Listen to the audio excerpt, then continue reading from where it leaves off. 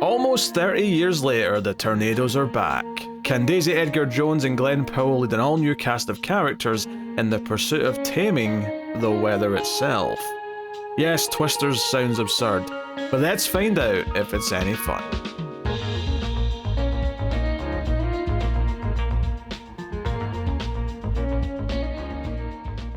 Welcome everyone to the Collector's Cut. I am Peter, and joining me is David. If you feel it, chase it.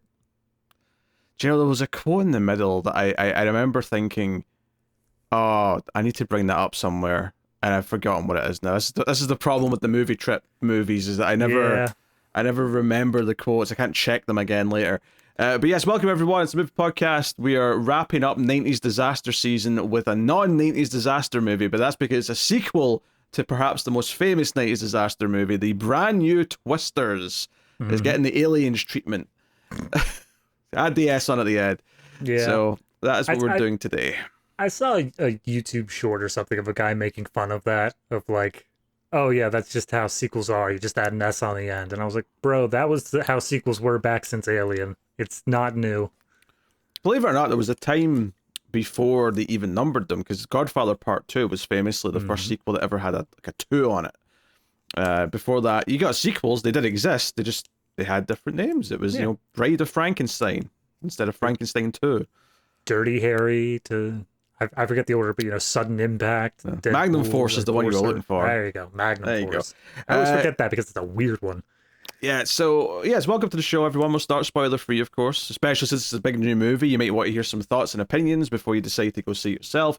And then we'll give the spoiler warning and we'll go into everything in depth. As always, if you're enjoying the show, please do hit the like button. It helps us out a bunch. And of course, you can support the show and get some bonus episodes and bonus shows that we do over on Patreon. But I'll tell you more about them at the end. I think the important thing to note, though, about this movie is that it has a very, very solid, valuable lesson to teach everyone. And that is that YouTubers are the good people and will always be the heroes of the story. That's the important thing we have to get into. And we're just leaving that there.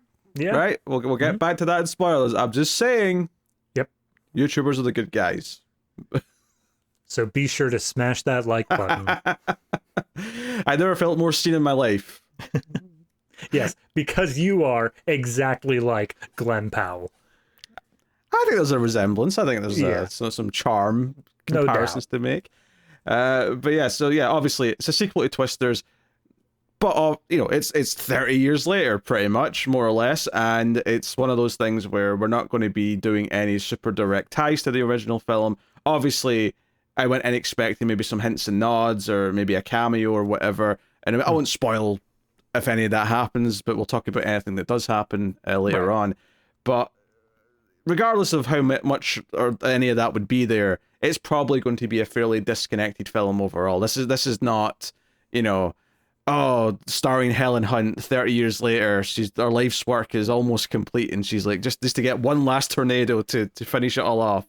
Right. It's not that. It's new characters with their own story, with their own things going on, and so it's a fairly standalone movie. Don't get me wrong, there are some nods for people who know the first movie. But it is very much it's something that anyone can go see. I don't think anyone's going to see this and feel lost if they haven't seen the original film. Yeah, there's a few nods very early on that I think would be a little confusing, but ultimately it's so unimportant to the plot at large, you could just gloss right over it. Yeah. So, yeah, I mean, honestly, as far as just setting up the basic premise before we give our general feelings here, the story follows Kate, who is a young storm chaser and scientist who's trying to concoct ways of dealing with tornadoes. Sounds very similar in a lot of ways to the original film. But of course, suffers a tragedy, and it's kind of about her sort of getting back into the game, as it were.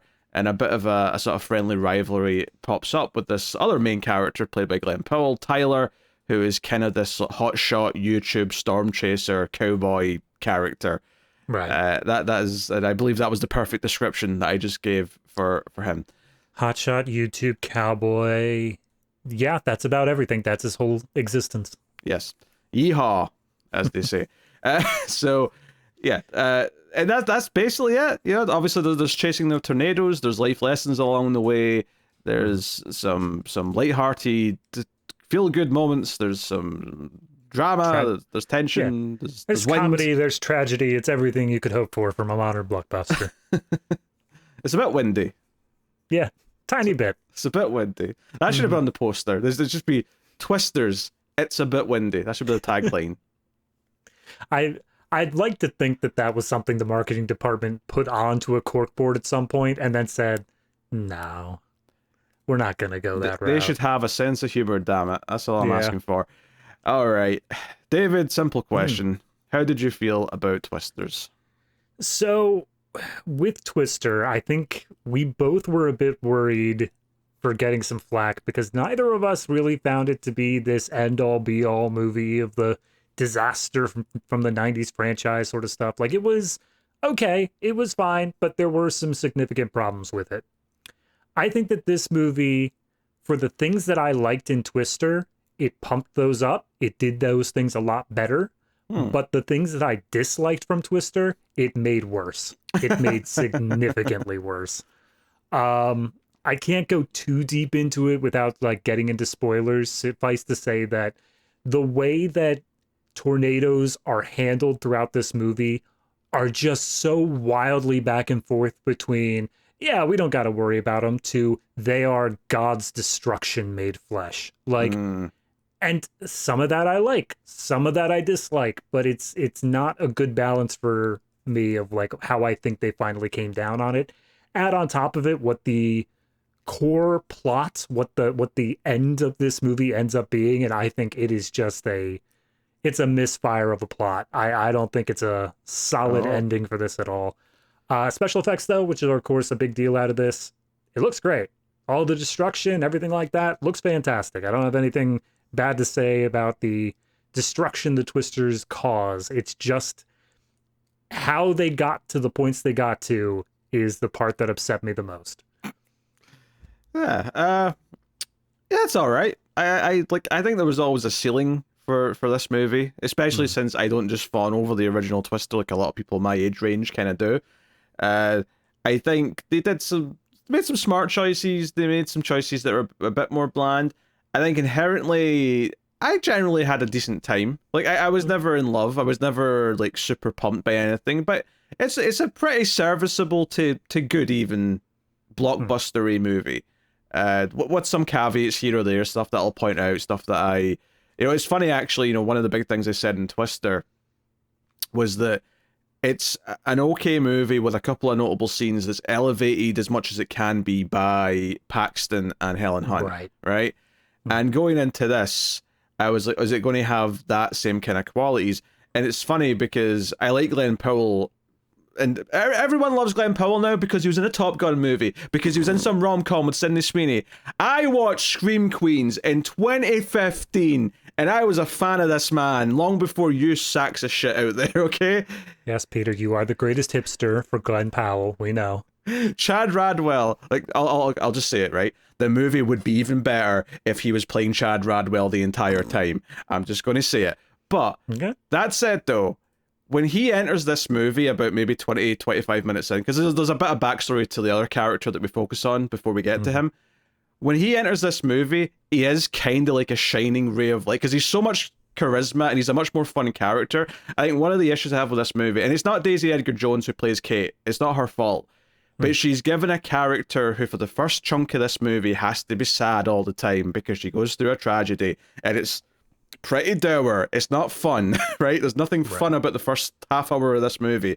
And then in walks this cowboy YouTuber who thinks he's a tornado wrangler, and he's saying all these silly things. He's saying smash that like button at the camera. Yeah. And all of a sudden I'm like, okay, this is some life, this is some energy. And what's funny to me is that, yes, where the plot goes is really silly in some ways, and the ending is kind of over the top and ridiculous, but it's also kind of the time I was the most into it, because I'm like, yeah, just be stupid. Do the big, stupid, bombastic thing. It's ridiculous what's happening right now, but I don't want a serious movie out of this. I don't want something that's, I want silly from it. Give me silly. Yeah, and I get that, and I understand, and I wanted that as well, but there's like I said, there's parts in the middle of this movie where they really lean into how destructive tornadoes are. And it was all of that stuff where they are taking it seriously that made it a lot more difficult for me to just accept these silly moments, just to take these on face value, because it's like, well, you've shown that like when this ends, when this whole third act set piece ends, like the death toll is going to be something that we should care about because you've already set that up. You've already told us like these things are deadly.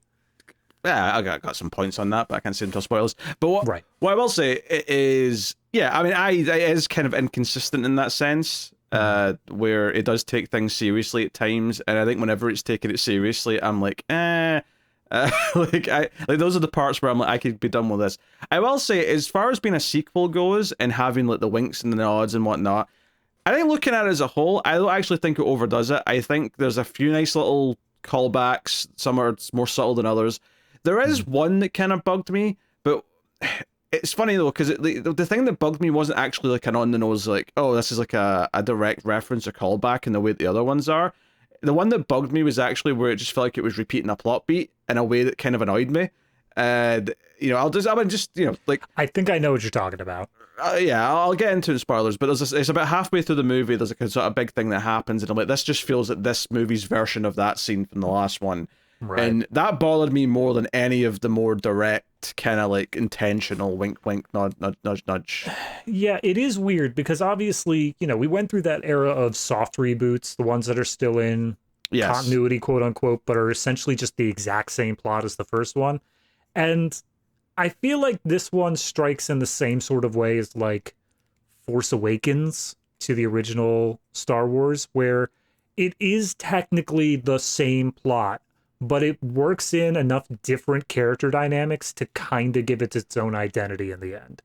I think I disagree with that and say that it's more different because I think one of the things I actually like about the movie is that there's several points where it threatened to just be the same as the original with some different characters. But I think as much as I thought it was a bit dour, the way they focus on the tragedy of the main character and all that, I was like, oh, like, at the very least, they're giving me a very different character to the first, because I was getting into this and I was just assuming, we're going to get a flashback at the start where the main character's like parents going to get, you know, blown away in a tornado or something, you know, and it doesn't do that, but it does do something that's a bit more about, because obviously a big thing in the first movie was that Bill Paxton's character had left the team, right? And he was only back to get some like divorce papers signed, but he got kind of wrangled into doing everything anyway, and that was part of the movie's plot, right? In this movie, the main character of Kate is also kind of left the game and is sort of lured back in, but at the very least,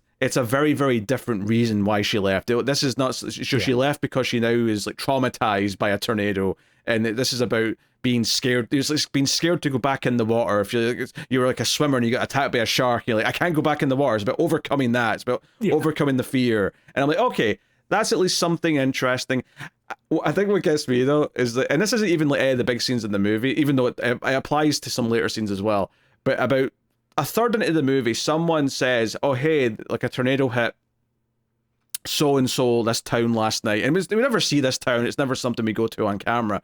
But it's just like characters talking about, like, apparently it's the most active tornado season in human history or something like that. Like climate change is a hell of a thing, and they'd be like, this town got hit with a tornado last night, and there was like no warning. It was devastating, and my mind just went, wait, did Helen Hunt and Bill Paxton accomplish nothing? They said they were going to have a better warning system because of the end of the first movie. What happened to that? I was thinking that as well, because it seems like they have the opening sequence, and it seems like they're doing the exact same sort of data gathering and saying like, oh, this is going to change everything. It's like, I'm sorry. Did stuff not already get changed 30 years ago? I swear to God, I remember it changing. I thought that was the whole thing. Yeah. Also, I have to give them some amount of credit, because I was convinced we were going to get an F6. Yeah, that's true. They never even mentioned an F6. They never even mentioned it. They never brought it up.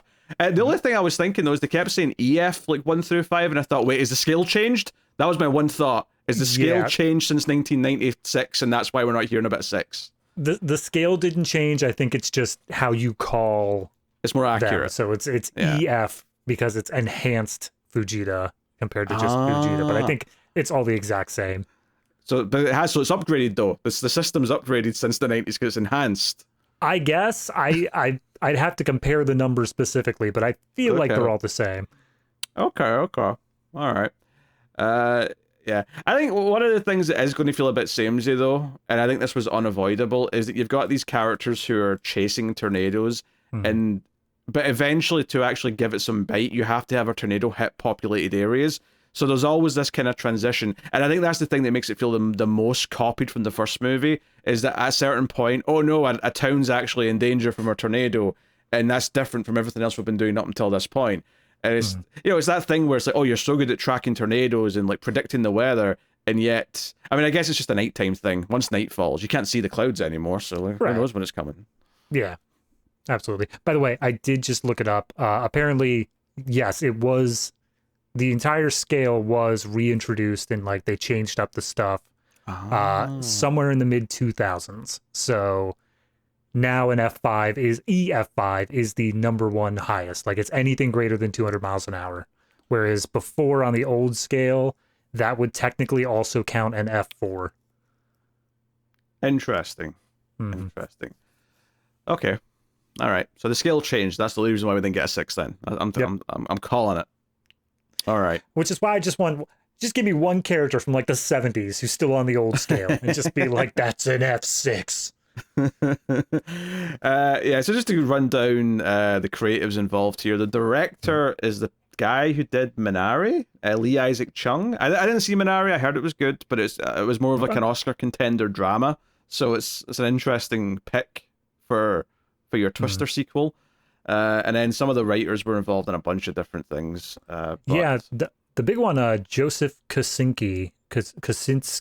He was director for Top Gun Maverick, and Oblivion, Tron Legacy. Yeah. A bunch of just okay movies, yes. Right, but I mean, he was the writer on this. And co-writer.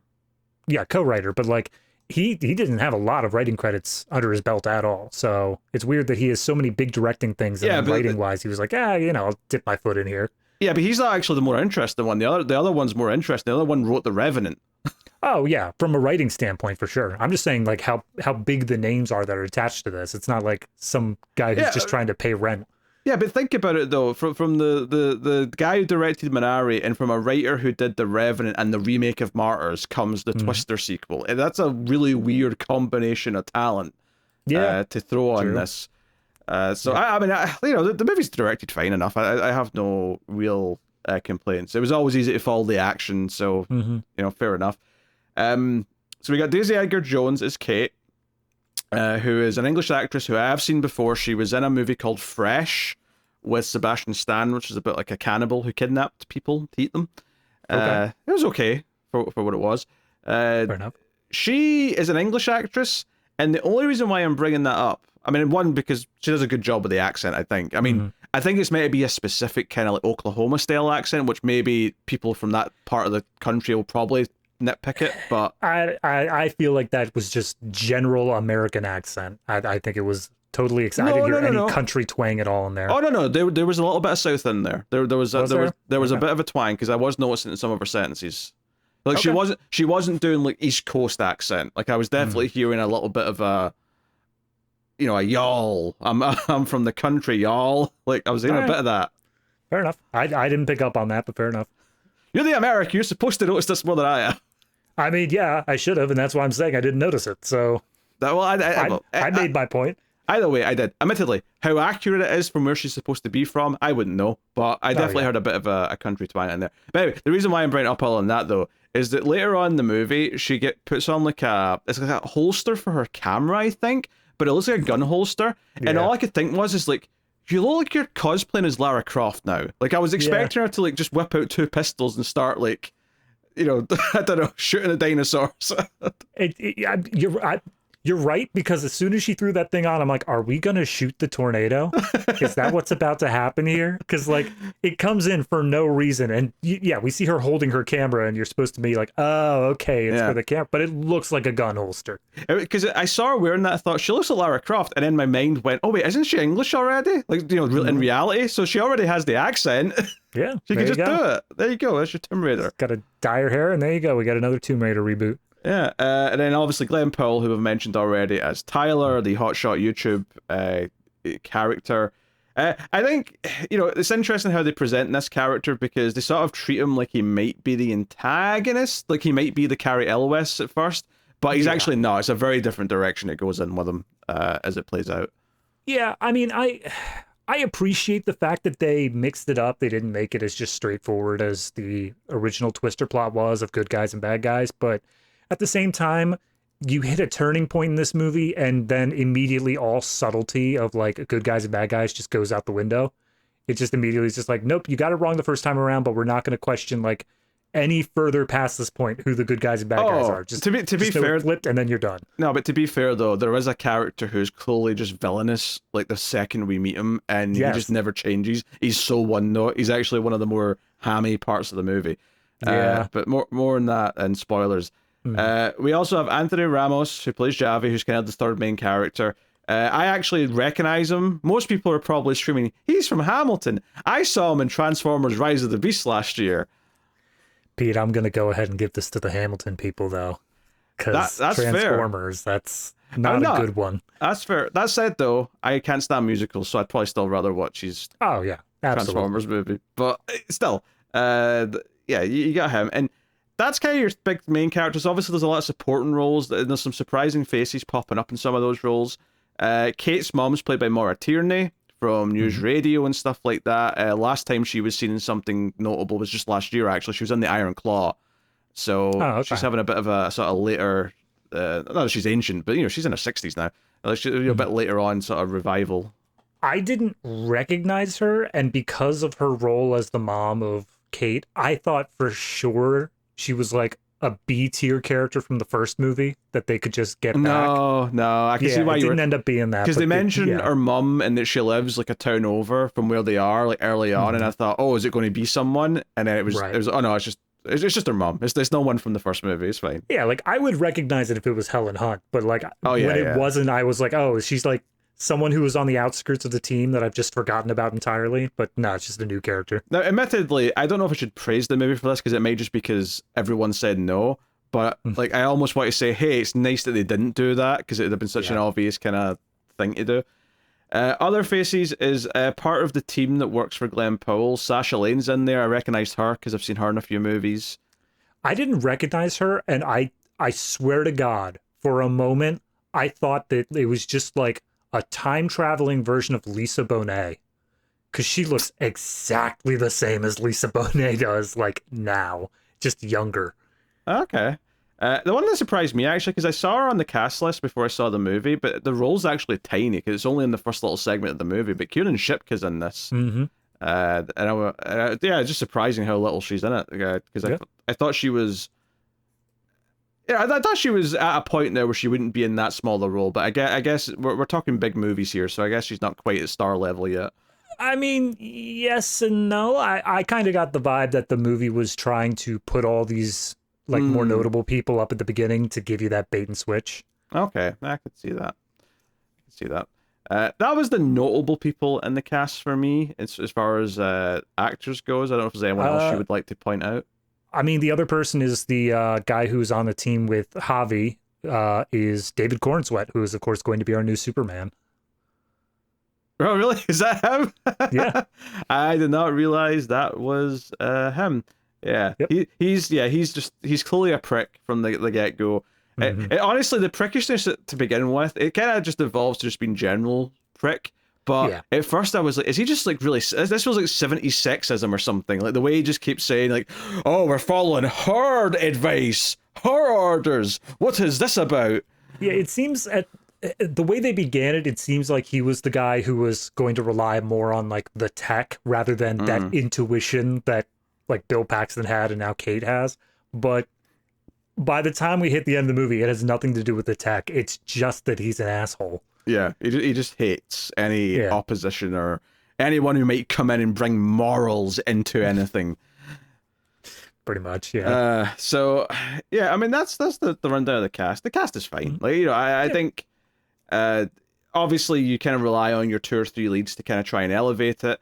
And I think like Daisy Edgar-Jones, I think does a pretty great job with the material she's giving. I think the downside to the character, though, is that because she's inherently kind of, recovering from this trauma, it's inherently a little bit of a mopey thing to start with. I will say, though, when I said that Glen Powell shows up and it's like an injection into the movie where, okay, we can start having fun now. To be fair, that extends to her character too. Like, her character starts to, fire back. Like, part of their chemistry is that she gives as good as he does, I guess is what I'm trying to say. So that means that, oh, okay, there's chemistry here. They're firing back and forth with their banter.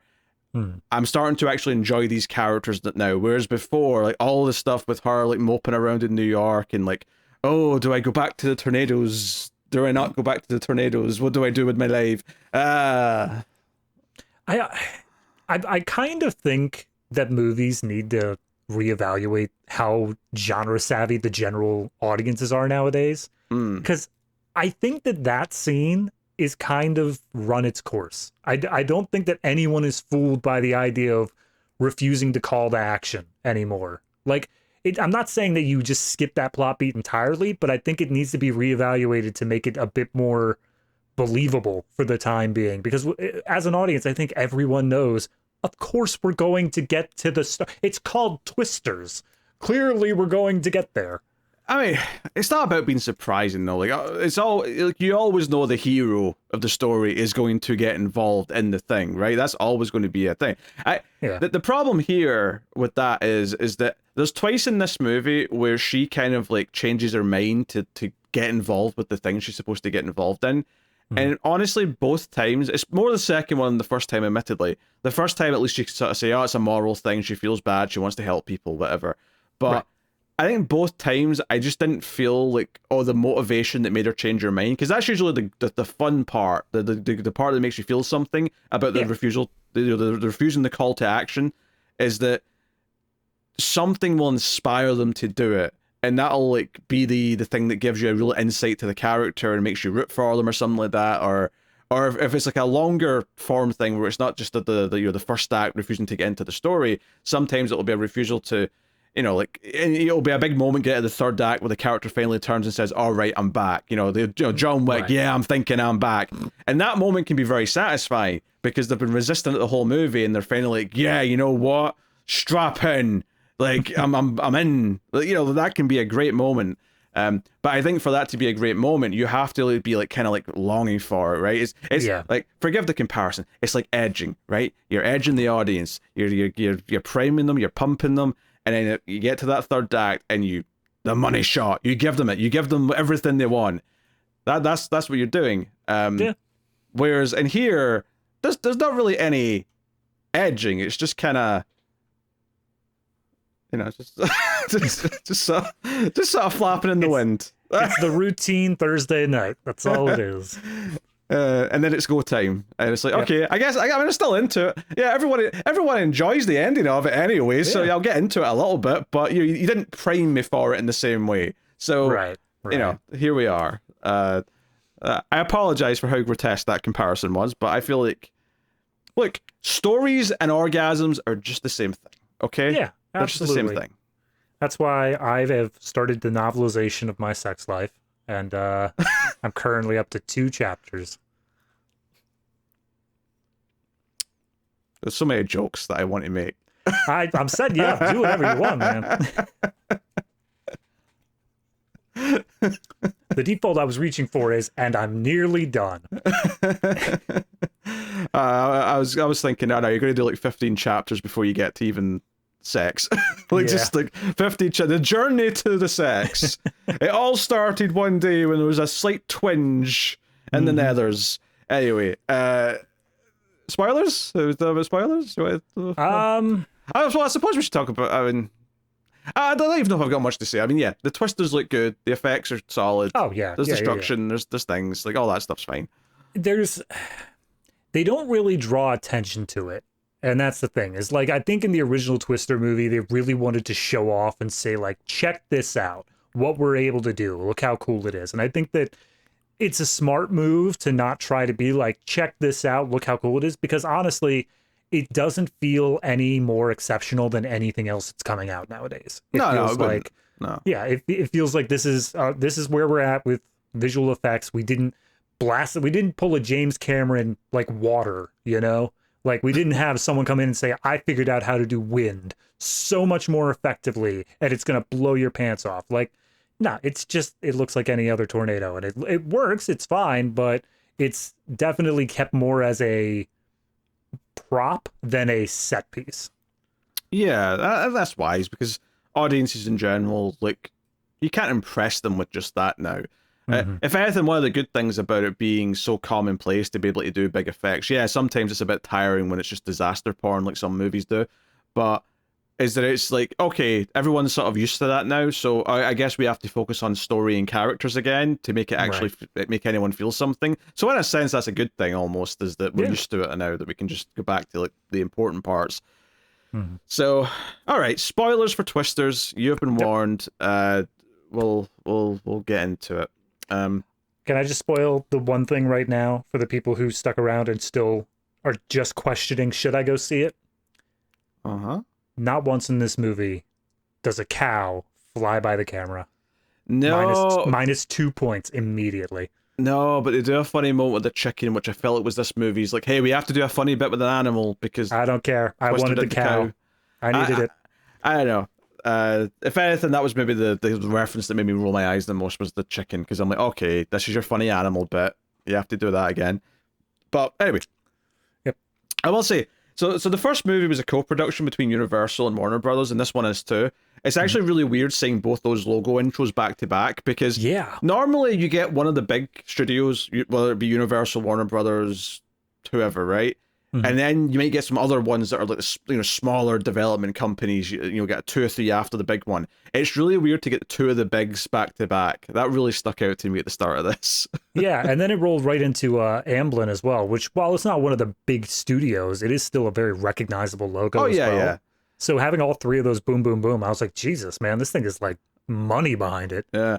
Oh, I mean, Amblin never does something on its own. Amblin's always after something, you know, whether it's not the distributor, it's the production, right? So, but yeah, the movie, you know, because if you remember the first movie, it started with those over-the-top CG letters swirling around and like all that. This movie starts a lot more subdued. Like, we're doing a serious film this time. We're going to have Daisy Edgar-Jones. We're going to have Kate standing in a field like Bill Paxton, looking at the wind, and you know, like it doesn't quite do the shot yet. It does that much later in the film where she walks out and just sort of stares at the clouds like Bill Paxton did in the first one.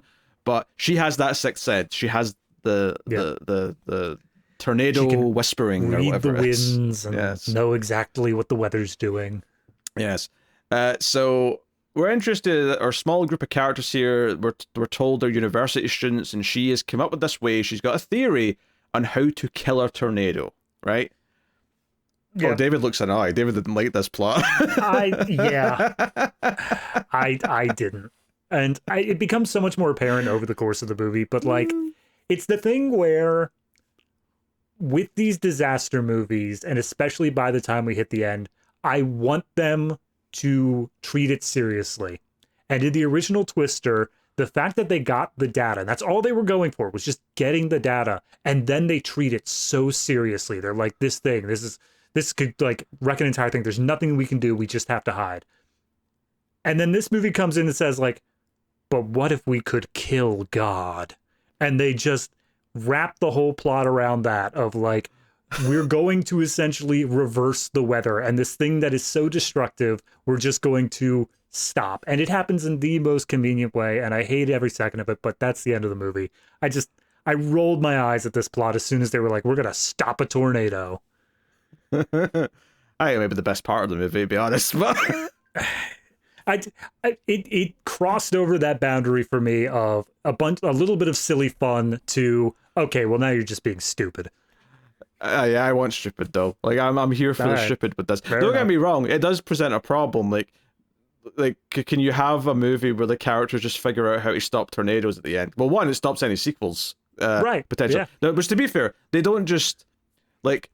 Even though it technically happens by the end of the movie, they established that 1, it took a lot of effort. You can't just easily do this. And 2, you have to like prove that you could do it, and they've got no proof that it happened. So like they definitely leave it off in this position where it's like, okay, it's not just this easy thing that everyone can start stopping tornadoes all of a sudden. I am going to reverse your first point, though, of saying it's not easy, because a YouTuber managed to get all of the supplies that is necessary to make this happen. And Oh, hold on. No. It isn't easy, right? I know why you're saying that, but you have to have a specialized truck that can drill into the ground. You have to have all this mixture of chemicals at the ready. Like, you have to be prepared. I'm saying, like, you can't just whip it up in a day. I'm not saying it's not easy for, like, the general public or whatever, but you're telling me that they're not going to walk into, like, the Oklahoma state government and say, hey, we can stop all that. All we need is a bit of funding. They wouldn't just pay out and say, take it all. Here you go. And immediately tornadoes are no longer a problem.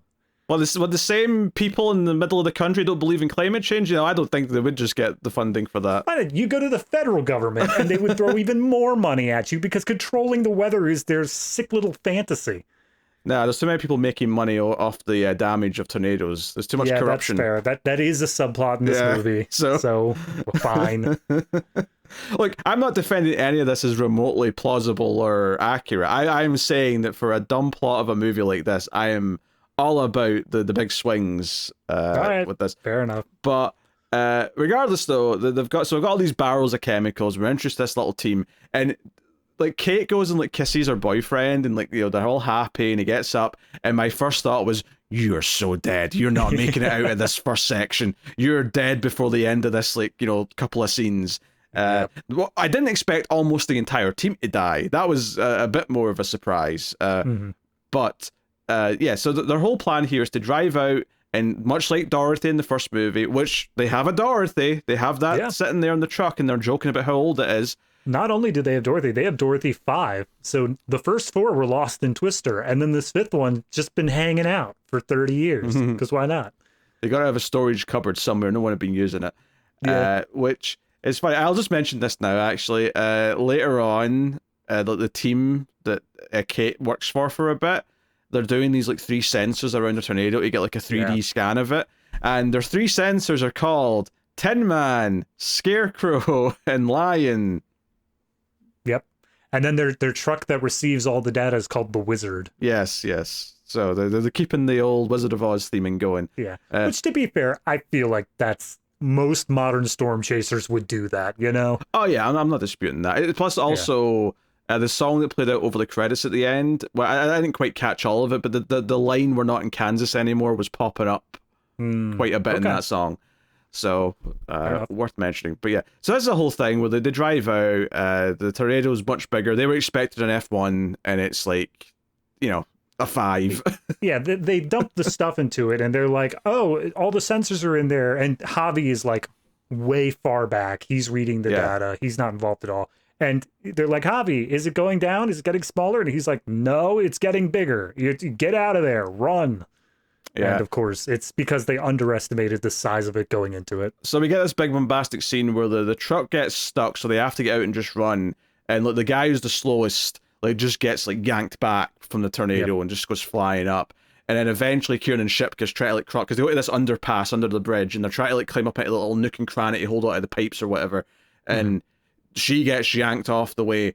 And then her boyfriend and her, the other one's left. The boyfriend kind of hugs around her on the little rail or whatever they're clinging on to, and he eventually just gets yanked away. I will say that's the one point where it veered into, okay, movie, I'm willing to swallow a lot, but you're telling me that he got yanked away when he was literally lying on top of her, but she didn't. You're stretching the at least be consistent and give me enough internal logic so I can just accept that. Oh no, he maybe just have him fall down a few feet at least before he gets yanked, so that he's not in the same place. Look, I'm gonna bring this up later when we get to the YouTuber, but I think that a big thing that this movie kind of ignores, they don't play with as much as the original Twister, is that the danger of the Twister is not the high winds that can pick you up and drag you away.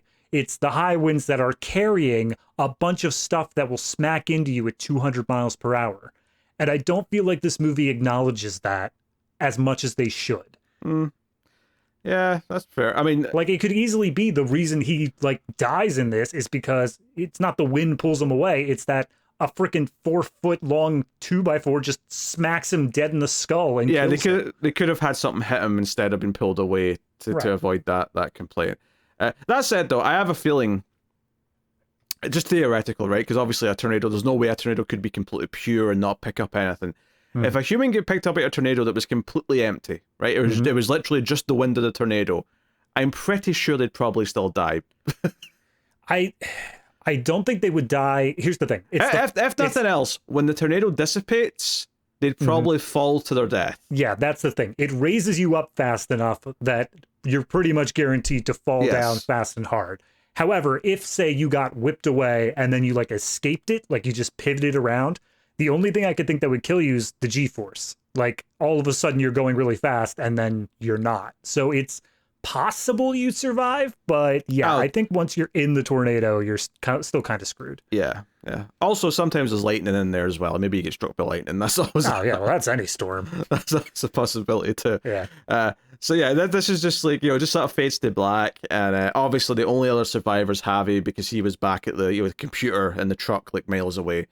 So yeah, we cut 5 years later. We're in New York, and she's working. She's still doing weather stuff. She's working at the weather center in Manhattan or whatever, and it does a little bit to teach you the scales, like a tour guide giving a tour to some kids, and you see a poster with the F's on it.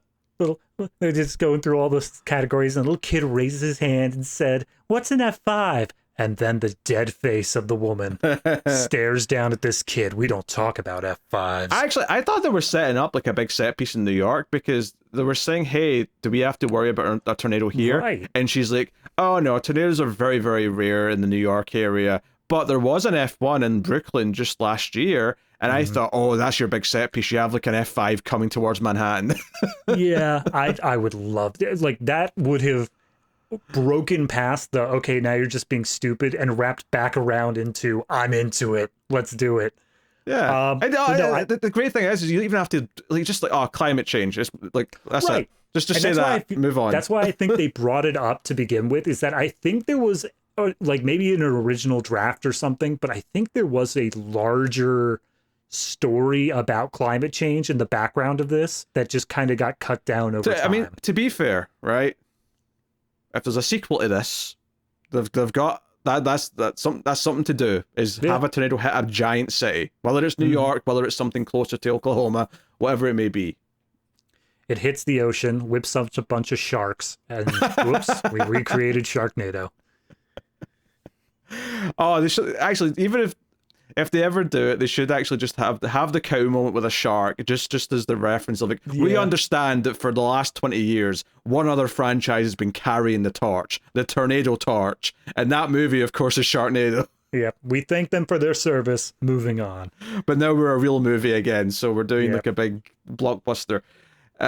So yeah, we get introduced to her, and the big plot point here is that Javi shows up. He's got his hair cut. He's clearly moved on as well, and it's kind of awkward. They hug and they go for coffee. Sorry, I just, one thing that happens when she's at her job is that someone points out, like, hey, there's some like weird weather patterns going on in this area. Like, it seems like a tornado could form here. And then the boss comes over, looks at it, and then calls over Kate and says, Kate, take a look at this. What do you think? And she's like, it doesn't look right. I think it's going to dissipate. And the boss is like, okay, don't alert the town. And I'm like, you should still alert the town, boss lady. I'm not going to go off of Magic's Cloud Whisperer's vibes here when you have data to back up that probably something should be done. No, that I had nothing to say about this scene, really. If anything, my only thing about it is that it felt like it was setting up this guy in the sense that he was like a little bit emasculated because Kate came over and just like overruled him effectively. It's the brother of David Cornsart's character, and he calls up like, oh man, this bitch at work, she made me look like an idiot.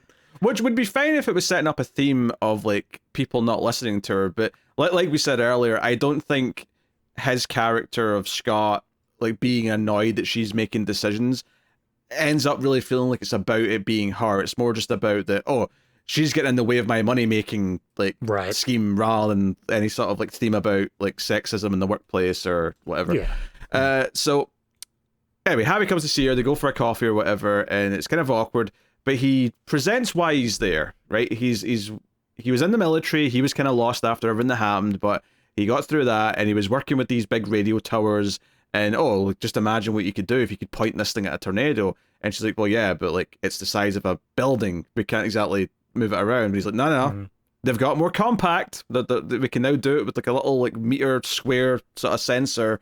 Like now we can like drive them around, and I want to like get a 3D scan of a tornado, and you're the best person for like tracking them and sensing them. You can like lead the team, like come out just for a week, take us around, and she doesn't want to do it, right? She's got the fear, right? She's traumatized by tornadoes now. It's a whole thing, and can I just yep. During his little pitch here, he's showing how they set it up. They're just like, all right, so you need 3 of them in order to triangulate. We set 2 of them behind the tornado at like offset angles, but that means the last one has to go dead in front of the tornado. And immediately my thought was, why not set 2 of them offset and then 1 behind the tornado? So that way you don't have to sit one directly in front of a tornado. Yep. You can spin the triangle, as it were, around a little bit, yeah. But no, they just have to be in this path of a tornado for like 20 seconds. For drama. Yeah, tension. Obviously. So she basically says no and moves on. And then she's like lying in bed, and he calls her and leaves her a message and says, hey, look at this town, it got devastated. We can help stop this, blah, blah, blah. Please come out. Yeah. And then it just kind of cuts to her, like, being out there, like, you know, like in the car with him, and we get the sort of it's very similar to the first shot in Twister where the camera's tracking into the car with Bill Paxton. Very similar kind of moment. And I was like, okay, like I get that you, like he said, hey, we can help people, and maybe you're giving us like a you know, she's ethical, she has like a, you know, she's a hero, she wants to help, and that's what her motivation is here, and that's fine to a point. But I also felt like it could have used like a bit more. Like it always bugs me in a movie when a character is reluctant to do something and then changes their mind, but I don't feel like the movie gave me a proper scene where I can see their mind changing, because I didn't feel like when it cut to this scene where it didn't feel like she sort of like looked over and said, even something as simple as her going F it and getting out of bed just to sort of say she's just made that choice would have been something, and it just kind of felt like you know. Yeah, because that's the thing, is that like they can't have that moment, because when she gets there, she still is hesitant. She still like doesn't think she wants to do this. She's just kind of going along with it because she can't think of a good enough reason not to do it.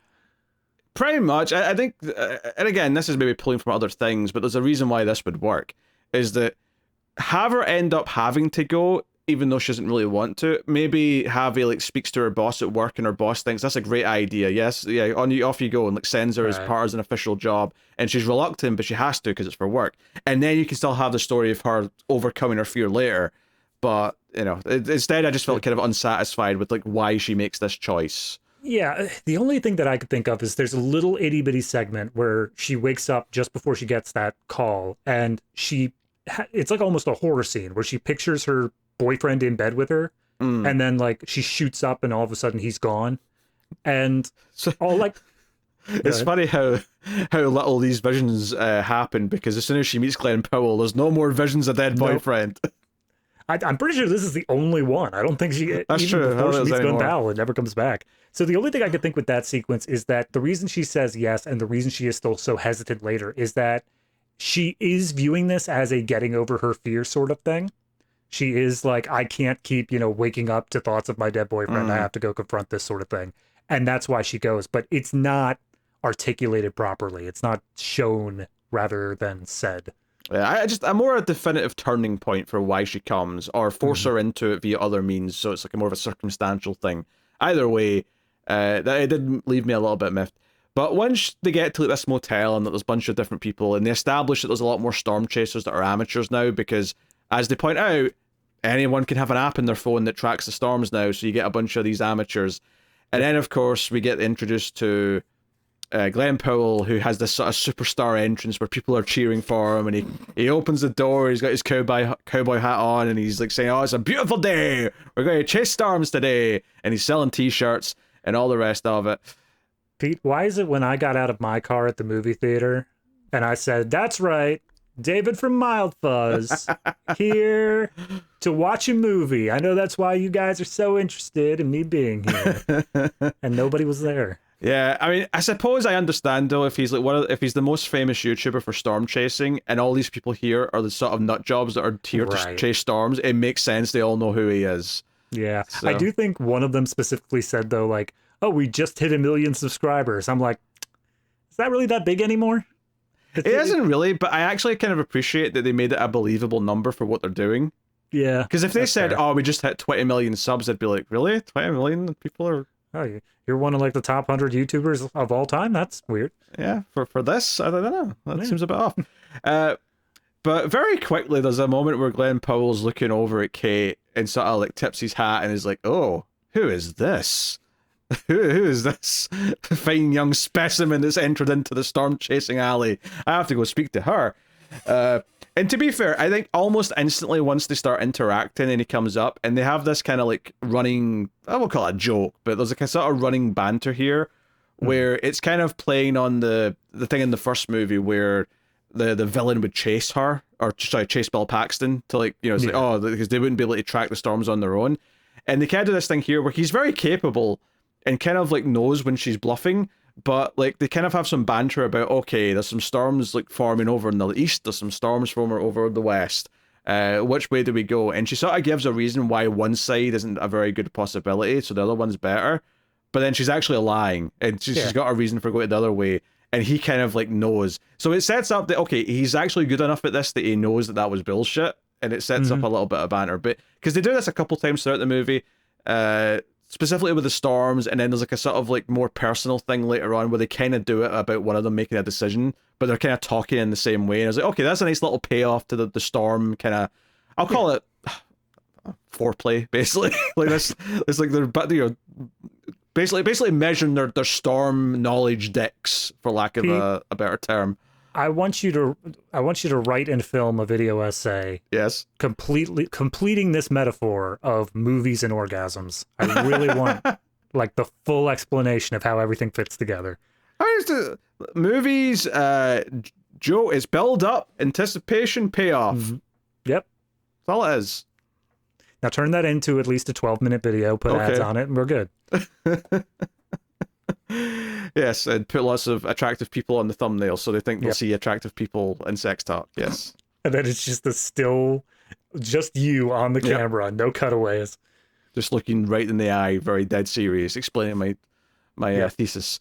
Now, I mean, I think like their banter is instantly pretty good. Obviously, they go out and chase like their first storm of the movie, effectively, and we'll talk about that in a second. But like, there's a moment after that storm when she's going up to the motel room, and it's like she's had like a not great outcome of that day because she got scared, and Glen Powell shouts over because he's like with the others and they're kind of celebrating, and sort of just, you know, asks some questions, calls her city girl because she's from New York or whatever, and blah blah blah.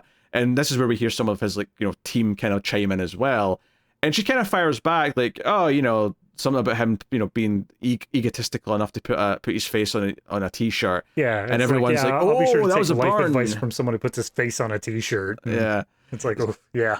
And I'm like, okay, there's some chemistry here, there's some banter, these characters are more fun, and it really stuck out to me at this point in the movie because up until, you know, the first storm they actually chase, like everything was so dour because it was the awkwardness between her and Javi because they're both like overcoming this trauma and the friendship's kind of strained, and she's also got, you know, Javi is the personification of the friend zone. Like, oh yes, even from like the first time that we see him in the flashback, like in the previous day, like he is clearly into Kate, but she's dating someone else, so he doesn't do anything about it. And then like as he's inviting her to go do this thing, like I'm pretty sure there's a part where they have like a little secret handshake with each other, and he goes to do it and she walks away, and he's just like, my heart. Yeah. I mean, I don't know if they ever like seriously even entertain to the audience that it's a possibility. Like, I don't think it ever feels like a love triangle or anything like that. But yeah, it does kind of feel like he's. Yeah, I think it's more for the characterization of Javi to show him being able to move past it and do the right thing regardless.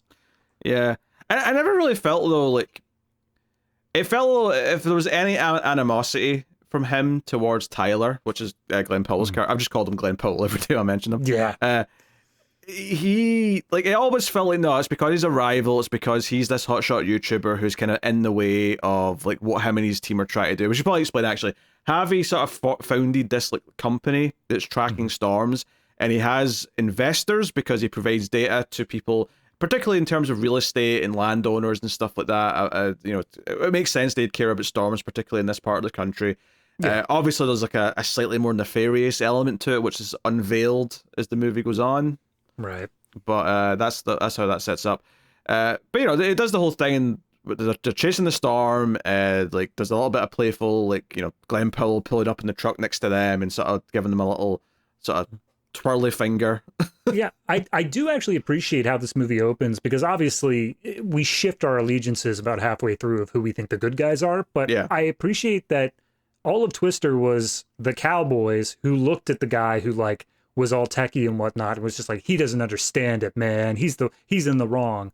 Meanwhile, this one starts off with the techies, and it's just like, these guys are going to get people killed. Like, these people are treating this as this like sport, and it's going to result in deaths. And it does a good job of convincing me that, like, at the beginning, that these guys are in the right, that they are the ones that are good, instead of it just immediately saying like, oh, but like, can you feel the wind? Well, it's because he's saying things like, can you feel the wind? And he's, you know, he points out that Kate's like, you know, using the dandelion to like test the wind and all that. So he clearly knows his stuff, but they do a good job of making it look they're reckless, because one, they seem to be enjoying it a lot and screaming and yelling, and they're playing music. And then their whole goal in this first tornado is to drive into it. And they don't show us how they're able to do that. It's not until the next time you actually get to see the drills that sort of like anchor them into the ground. And I'm like, okay, that's whatever, fine, I'll accept that. But they drive into the tornado and they launch some fireworks. So you see these fireworks, which is an interesting visual, if nothing else. But it does definitely give you this vibe of, okay, he's a showboat, he's doing this for infamy, he's maybe an adrenaline junkie or whatever. Like, all these things sound negative. Right. They all sound bad. And one of the things they do is it goes on, and it's like, okay, they're selling merchandise and whatnot. A little bit later into the movie, tornadoes hit a town, and they all go in to try and help people, right? And even Javi agrees, yeah, let's go in and try and help the locals out and like help them find their loved ones and whatever. Just be there to help. And she looks really pissed off when she looks over and sees that Glen Powell's team are selling merch at the site of what looks like a disaster zone. Right? And it looks really, really bad. And when she encounters Glen Powell here for a minute, she gives him shit for it and kind of like implies, hey, you're a monster. You're selling merch at this place. Like, you're an asshole.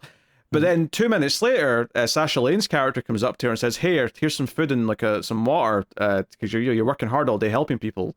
And she's like, oh, that's all right, I've got no money on me. And she's like, no, it's free. Like, you know, that's why we sell the t-shirts, so we can like get. And I'm like, oh, you're funding disaster relief so you can help people who are victims of tornadoes. And immediately it's like, oh, these people may actually be good. Oh, it's such a quick pivot. The moment that she says like, oh, it's free, that's why we sell merch, immediately you're like, oh, okay, the Cowboys are the good guys. Got it. Yes.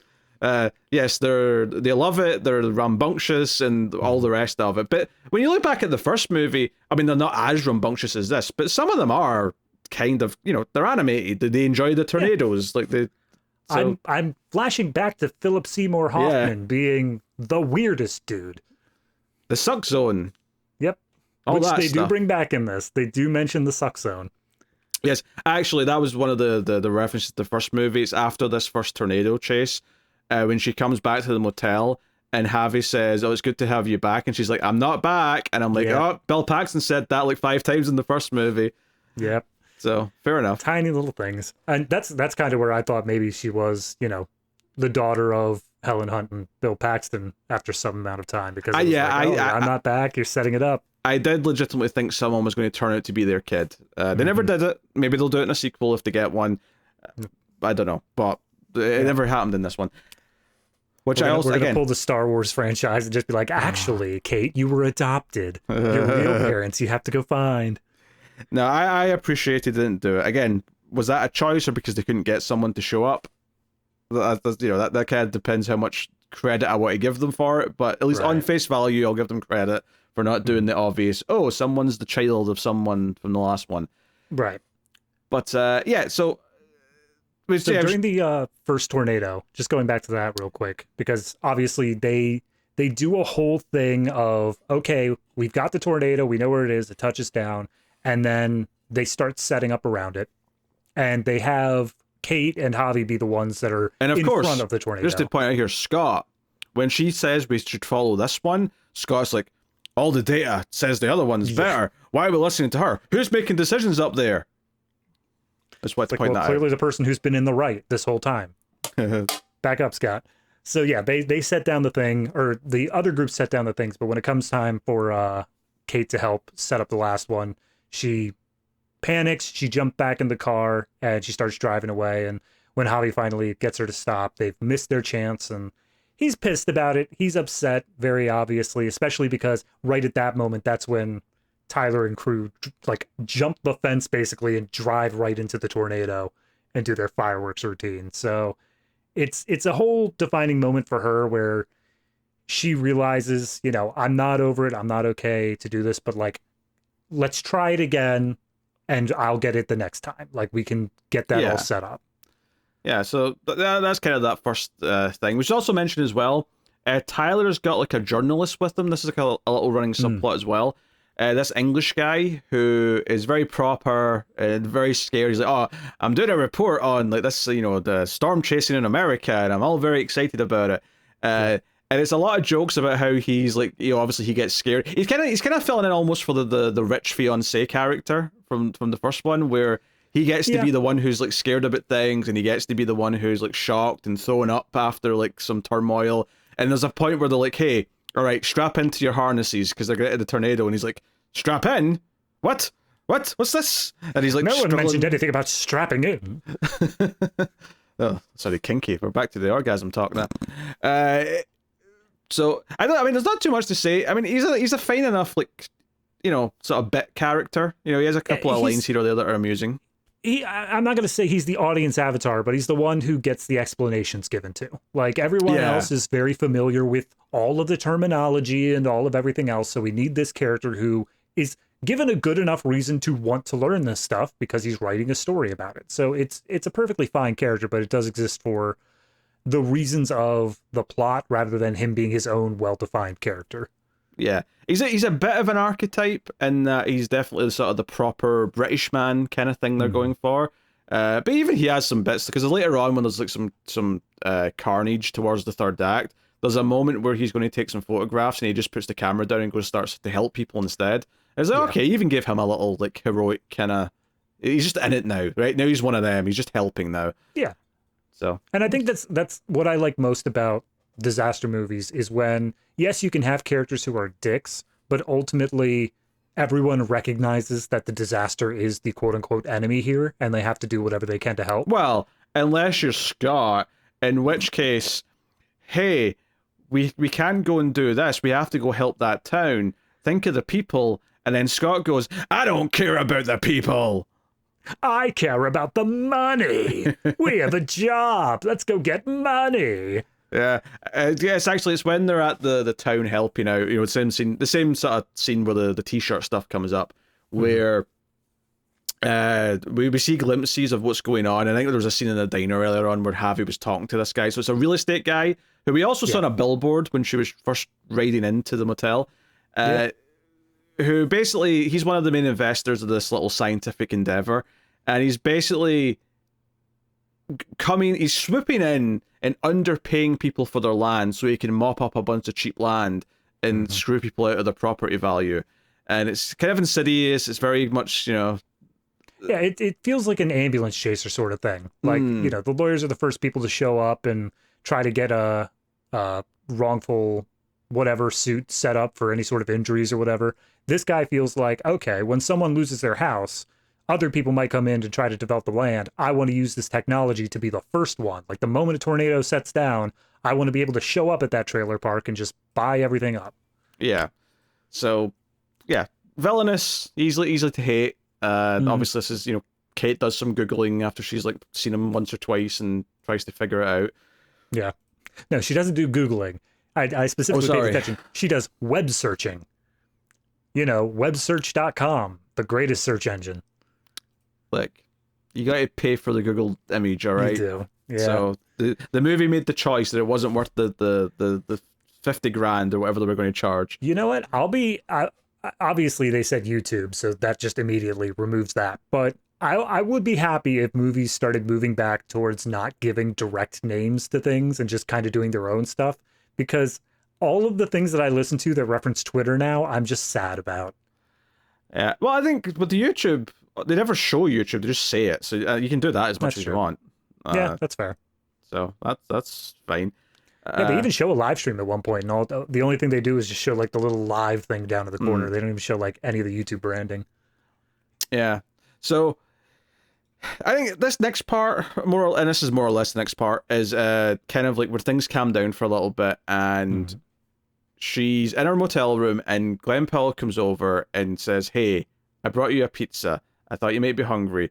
And she accepts the pizza and shuts the door, which was a little bit funny, to be honest. Yeah, I enjoyed it. Yeah, but then she opens the door again, and then he says, "Hey, I want to take you somewhere." And I'm like, "Could she not eat the pizza? You just brought her a pizza. She's meant to be hungry. Why are we not like sharing the pizza first?"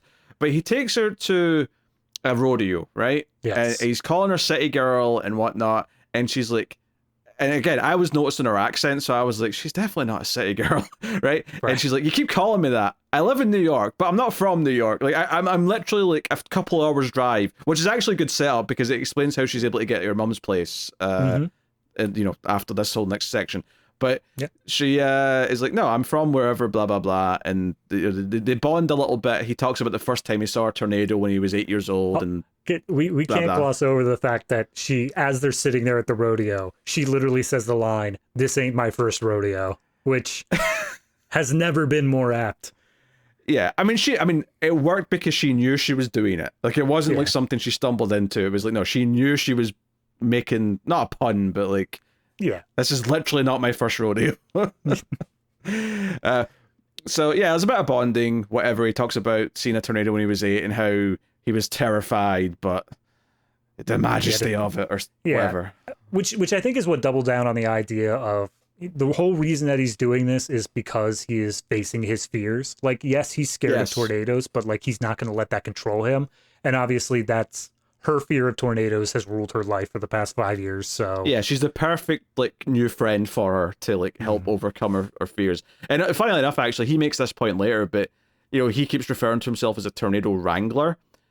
Once he finds out that she was trying to like stop tornadoes, he's like, "Wait, you're actually a tornado wrangler. You're trying to actually stop them. You're infringing on my trademark. You'll be hearing from my lawyers."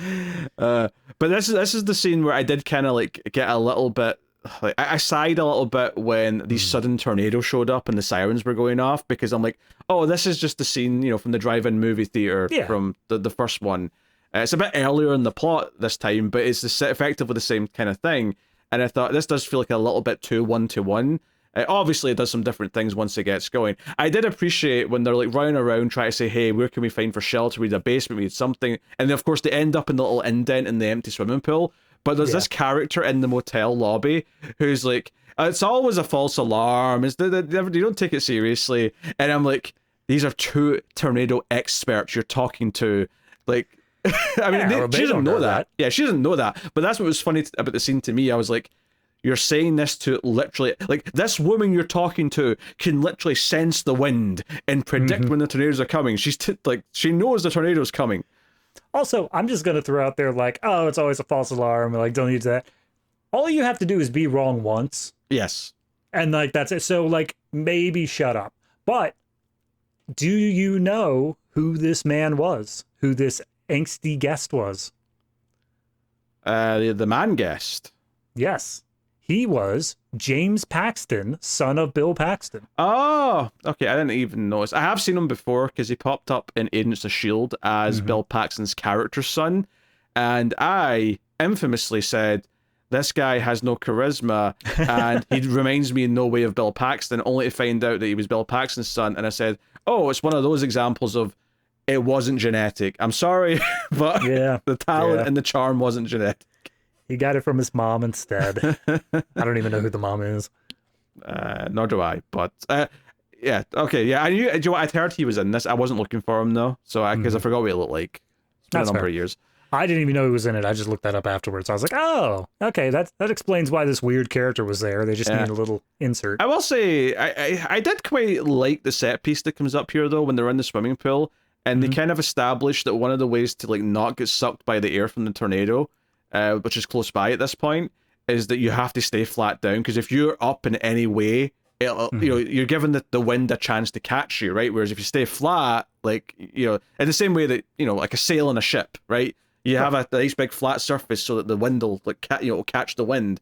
Same idea here is that if you stand up or even like kneel up, you're given it enough mass to grab onto to take you away. Right. So we get this scene where Glen Powell is yelling at the guy, "No, stay down, don't get up." But the guy just sort of gets up on all fours a little bit, and that's just enough to like just go whoosh, and it gets sucked away. And I was like, okay, that was fun, because I think what I liked about it is that Glen Powell makes it clear what the rule is here. Regardless of how realistic any of this is, he makes it very clear. There's a simple rule here that he's following where he's staying flat as possible on the ground at the bottom of the swimming pool, and he's telling the other guy. It's very much in Jurassic Park, don't move. You know, when Sam Neill's yelling, don't move at Jeff Goldblum, and he's like, oh no, he starts running. That's it. The T-Rex is after you. It was very much that kind of moment where he's telling him, but obviously the guy's scared. He's not listening to him. Yeah. And I mean, I think this sequence was great, as much as it was, like you said, just a recap of the earlier scene. My problem was just more the sudden tornado hits the town at night was very similar. Once obviously it gets into its own set piece, it's fine, but like the way it started was my problem.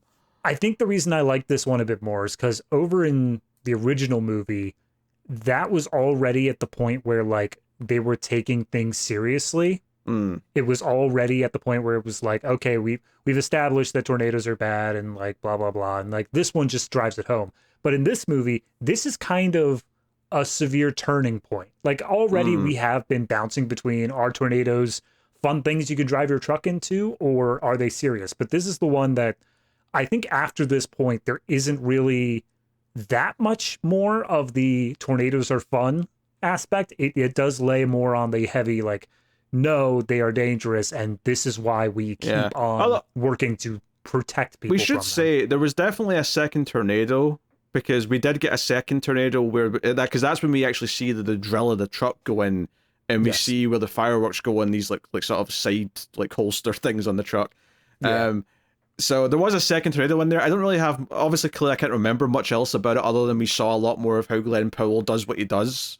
It was I think that was when they first do the split. Like, it was the thing where they were looking at the clouds. Oh, they go different ways, yeah. They're driving and go different ways, yeah. Like, Glen Powell's like, oh, yeah, they're all saying the exact same stuff of, like, we have to go to the tornado on the right.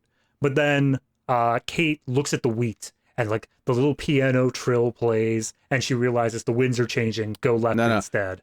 You've misread that scene, David, because what actually happened there is that if you look really faintly, it was very, it's very subtle. It was like an Easter egg. You can just faintly see the ghost of Jonathan Kent just with his hand up saying, no, not this way. I thought I saw something there. I just wasn't sure. I thought it was a smudge, but yeah, I think you're right.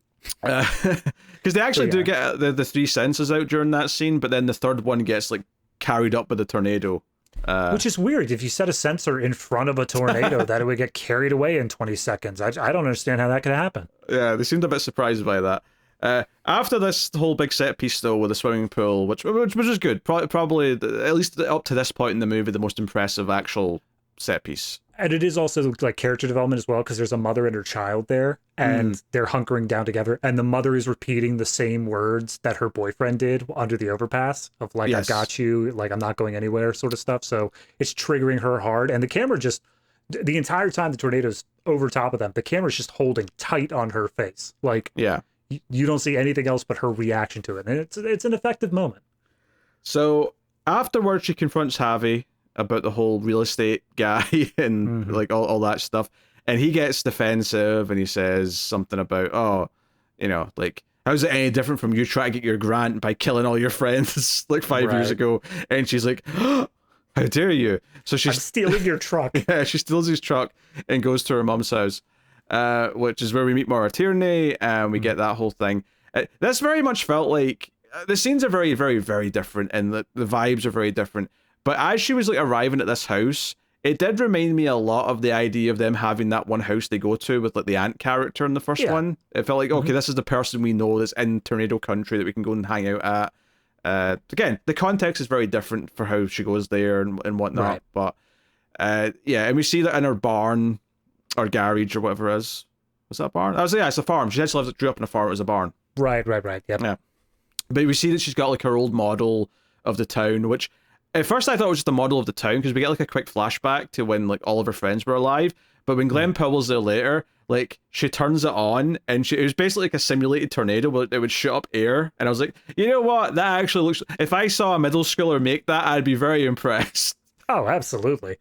And he even makes the point, he's like, so you won gold medal, right? And she's like, well, yeah. They all do the volcano, right? They all do the volcano. She did a tornado, though. That's actually quite impressive. That was also just 1996. Yes. They all did a volcano, but we did a tornado. So, but anyway, so she's reminiscing. She's saying to her mum, throw all this old crap out, and her mum's like, no, you're going to save the world. I'm not throwing anything out. Like, enough of that. Which is interesting that her mum's not like scared and like, oh, I'm glad you're doing something safe.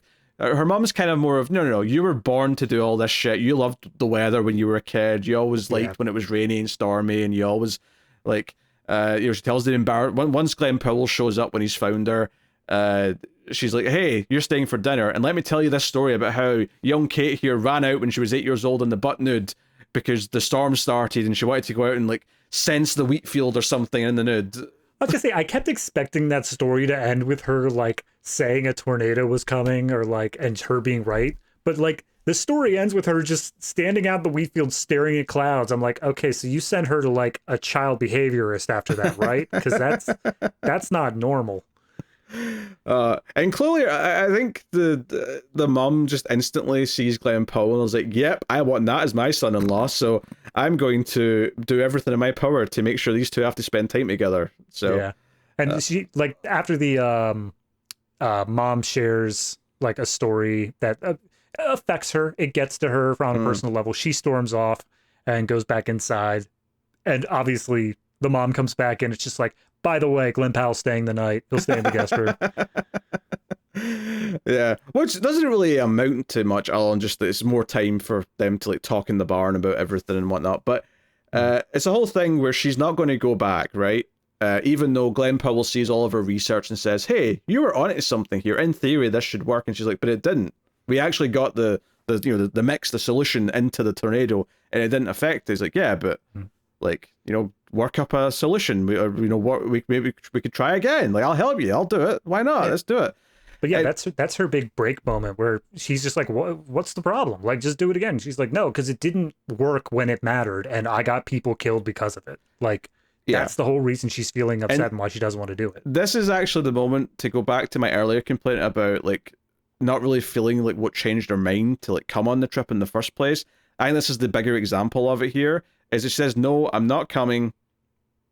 And Glen Powell's leaving in the morning. He's got his hat on. It's pissing a rain. And he gets into the truck. And she comes out, chaps in the window, and is basically like, all right, I'm in. And you cut to them working their new plan up. And yeah, there's like one scene where she goes into the barn and she like pulls out her old notebook or whatever and looks through it a little bit. But it didn't feel like enough. Like, it felt like such a movie shortcut to just say she was looking at her old stuff, she spent the night thinking about it, and that's all we need to give you as far as why she's changed her mind. And I feel like, I don't know, maybe a scene where her mum comes in and says, I don't know, I still believe in you or something. It's not, I don't know, again, it's not that complex, but something like that would have done. It's something along the lines of, we needed to see how happy the storm stuff makes her. Because obviously she's been miserable as she's not been chasing storms. She's not been working on her projects. And that's something that, now that she's invested in it again, she's looking through the notebooks, we need to see her finding joy in that, and then recognizing that she doesn't have to feel guilty if like this stuff brings her joy. It's something that she should just want to do. But yeah, it's just, she looks through her books, she gets like a little bit of a look in her eye, and then she's like, all right, I'm in. And like, all right, well, sure, I guess. Yeah, it's just not very satisfying. Again, like if I stop and think about it, I get what it's doing, but it's just not that satisfying from like, okay, this is a turning point where the character's now opting into actually doing it, kind of thing. Where if you weren't going to have her just like, see if she just sort of like changed her mind right after Glen Powell said, hey, that tornado took everything from you, don't let it take anything else, right? Yeah. If she just sort of looked at him with like, okay, I'm in after he said that, I'd be like, yeah, that's fine, that works. But she still said no. So there has to be like another turning point, and it never quite felt like it was just defined enough for me to really buy into it. Yeah. That said, once it got to the like after that though, and it's like, okay, now they're working together and their own little 2-man team of trying to like pull off this thing where, I mean, I won't question why like they just suddenly have a flatbed full of these barrels of like mixture. I'm like, okay, I don't know where they got that, how easy that was to get. I'll just go with it. It's fine. Well, they specifically showed that the there was leftover mix that she had. It Oh, was in the up on a shelf barn. or whatever. Yeah, in the barn. So I assume it's Oklahoma. Everyone has a flatbed. They just loaded it up on that. Yeah. No, they're not go bad though. It's been 5 years, damn it. I mean, as far as they describe it, it's literally just one chemical. So I don't think. That Maybe. being said, it does absorb moisture, so it might be less effective after having absorbed moisture over like half a decade. Yeah. But yeah, But yeah, and I think the movie really picked up in tone for me here. I think because once she's in his truck and she starts like just sort of, oh, what's this button do? What's that? And it was actually kind of charming to see her just sort of have a bit of joy about playing with all of his buttons and like sort of making fun of his truck that he's decked out, like, because it's all custom, you know. He's put custom rigging on it. He's yeah. got custom buttons for the fireworks and the drill She bits and all that. she opens up his glove box and there's a bunch of signed headshots in there, and she's like, "All right." Yeah, because it felt like, okay, now we're past the trauma. Like I feel bad for like picking on it for this because I really do appreciate trying to give the main character like a proper arc and a story and giving them something to get over. Because if that was completely nailed, that could really elevate a movie. But I don't know if like I want it in this specifically because I'm here Yeah. for more fun, I guess. And I think once it was allowing them to just actually sort of enjoy like who each other are and like the fact that they both love this storm shit and just like seeing her also just sort of like, because we've seen him drive into the tornado, we've seen him put down the drill bits and like, you know, you love the chaos of it and like feel the excitement of it. Having her go through that with him where he's confident and knows what he's doing and he's saying strap in and then a tornado, because she's like, hey, we're going to like drop off the barrels in front of the tornado, right? And he's like, no, we'll just drive into it. And he's like, what's that? Like having her, like him sort of like take her through that process and have her like sort of be inside a tornado and feel the excitement of that. I was like, okay, yeah, this felt like a like this is why no man's ever going to measure up now, because no other man's going to give her this excitement ever. Like, Yeah. this is a once in a lifetime. Like, you're not going to meet anyone else who just knows and has the equipment to just drive into a tornado and be like, I mean, in fairness, Javi kind of did, but he just didn't have that extra panache to him. He didn't have the Glen Powell. But I liked what you were touching on a little bit there of the idea that, you know, she went through this trauma, and you want characters to be complex in your movies. You don't want just simplistic cardboard cutouts, obviously. But I think back to the original Twister, and the thing between Helen Hunt and Bill Paxton was a divorce. It was not anything like traumatic happened. It wasn't anything awful happened between them. It was just they, you know, fell out of love and some other stuff happened, and now they're trying to relight that but romance. And they got to have like fun bickering quite early Right. on, though, right? Exactly. They got to have fun with it. Now, if you instead had the original Twister be like, they got a divorce because Bill Paxton accidentally like killed their kid in a tornado or something, like that would set a totally different tone Yes. for the movie. And it would be a lot harder to overcome that and make that something that is able to be enjoyed in this stupid way. And I think that's the same sort of problem I'm having with the tornadoes themselves, is that they spend a lot more time in this movie focusing on the destructive aspect and how it ruins people's lives and like how dangerous they truly are. That pool scene like was a transition point to show like people die and it comes out of nowhere. So when they get to the stupider stuff, it's the same sort of thing for me where I'm like, but you showed me all this harsher stuff and there's something just not fitting together here. It feels like two different sides that shouldn't exist in the same tone. Yeah, I have a problem with that specifically. Like, there's definitely Yeah, some stuff I'm here just that's not saying sitting it's- together, but Yeah, I'm just saying it feels like the same sort of thing where you're having a problem with this traumatic character and then the silly stuff on top of it. I'm having a trouble with the dramatic tornado destruction and then, oh, look, now the tornado's on fire. But even the dramatic tornado stuff still has like some sort of silly spectacleness to it, right? Even when it is the pool scene, there's still kind of a level of, we're still seeing someone fly away into a tornado. It's still kind of bombastic. I don't think so. I mean, just for me, maybe it was played up for more of like a horror element for me than a bombastic, like, oh, look at how funny it is, the guy get pulled away sort of thing. I chuckled. Oh yeah, of course you chuckle. You chuckle at the Revenge of the Sith kids being killed scene. It's the only moment of that movie I perked up, to be honest. Yeah. Yeah, so yeah, like so they do this right, and it doesn't work, right? The tornado doesn't dissipate, and they're like, okay, it failed. Why did it not work? And they get talking about because there's too much moisture in the air. Or, there's not enough moisture, so we have to mix in some stuff to like create more moisture and Well, whatever. that's after she calls in Javi and is like, I need your data, and in return, Here's your truck. yeah, I'll give you a bigger truck. And then he looks all awkward because he's like, "Oh, you're with Glen Powell now. You're working with the YouTubers." And it's around here as well where he actually takes her to the rest of his team, and they're all quite friendly and nice. Yeah, nothing too complex, but whatever. Yep. So yeah, it's something about the moisture in the air, and so they need to use stuff that farmers use to try to make it rain to get the moisture to condensate, and then use their moisture collecting stuff in order and like multiply it by a factor of 10 in order to get all of the extra moisture and as soon as they say what they need, Glen Powell says, "Oh, we can just rocket that." And I went, "Oh shit, the fireworks like dispenser became a plot point, like a pivotal plot mechanic."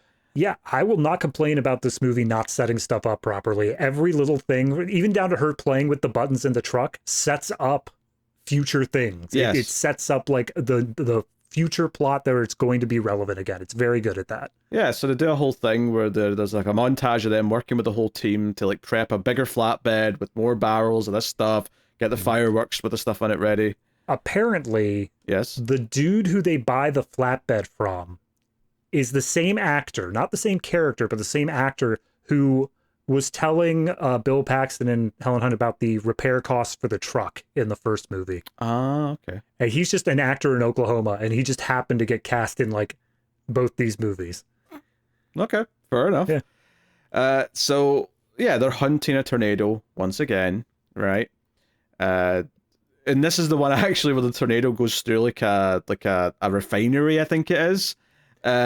So all these explosions start happening. So you get fire inside the tornado. It's a tornado of fire. That was the moment where I was like, okay, we're in the third act because this is the silly stuff. But it's good silly stuff though. Oh yeah, no, I was all up in this because they were treating it seriously. As silly as it was that it was going around, like they didn't think like, all right, shoot the stuff in the tornado, we're gonna kill it now. It's like, no, it's deadly still, and you can't just ignore that.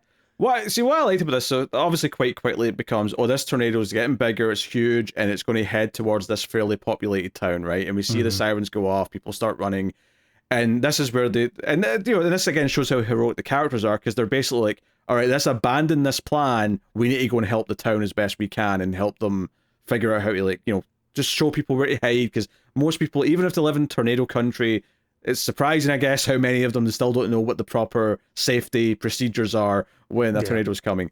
And it's like, okay, that's fine. And there's a whole bit here. This is where Javi wants to go help as well, and Scott doesn't. So Javi just like rides off without him after he tricks him out of the car. He's like, Scott's yelling like, "Stop the car! You've gone rogue, man! Stop it!" And then he slams on the brakes. Scott gets out of the car to drop down the whatever radio thing in the back, and then he peels off, spilling mud all over Scott's face, and he says, "Tell the boss I quit." And that's the last we see of them. So I'll tell you what I did like here, right? And before we even get to that, just quickly, when they're helping people, Glen Powell gets trapped under a bit of debris that falls in his leg, and she can't quite lift it up on her own. But of course, Javi shows up as a sort of this saving the day moment and helps them. And they run into a movie theater, and I want to say, my favorite callback to the original movie is that they found a way to have a scene where there's an old movie playing whilst the tornado's coming. I actually kind of like this as a callback because it's I wouldn't say it's subtle. It's not subtle, but it's kind of like, okay, distinct enough, but kind of a cool little, like, okay, in the first movie you had the whole scene with the Shining's playing on the drive-in. Here they go to a movie theater and Frankenstein's playing on this old school movie theater. And it's like, okay, that's kind of nice, and we get to see because later on in the scene, the entire wall that the projector screen's on gets pulled away, so it's like a big, moment. And then people are all in the seats getting trying to cling onto the seats as the tornado winds are sucking them out of the building. Yeah, that's this is one of those sequences that you can tell that they obviously were like planning for the people who were watching this in the theaters. Yes. Because they were like, get it? You're in a theater. And the twister, and they're in a theater, and you get it? And it's like, yes, movie, I get it. Very clever. Here's your gold star. Yeah, I mean, I enjoyed the silliness of this, and I also appreciate, for any realism or whatever you want to point out here, is this idea that this huge tornado is heading directly for the town, and this building that they've all run into, because there's no good places to hide, everyone's going to die in this town if this tornado gets here. Yeah. So Kate is like, you know what? I'll try it. She runs to the truck on her own and drives out with all the barrels of the stuff on the back of the flatbed and drives in. And this is, you know, like you said, it's set up that she was testing out all the buttons earlier and he was telling her not to touch them. But it sets up that she knows what they all do. So she drives into the tornado, or she puts down the drill bits, and she like harnesses in. And the truck does flip over at one point a little bit, but nothing too disastrous. She's still okay. We get the whole thing of like she presses the release button and it doesn't work, and she just like keeps pressing it over and over again as we see the tornado is like inching closer and closer. Yeah. It's causing more damage to the movie theater. But it's you know, it's the payoff is that earlier on the whole town with the pool scene that happened, it was like, okay, here's the scene that they couldn't prevent. So at the end of the movie, she's going to successfully stop an even bigger tragedy from happening. Now, yes, do you want to sit and say it's silly that the characters invented a way to stop a tornado? Right? Yes, I would like to say that. You can absolutely say that. I ain't gonna argue with you. Yes, it's a dumb movie thing. It's fine.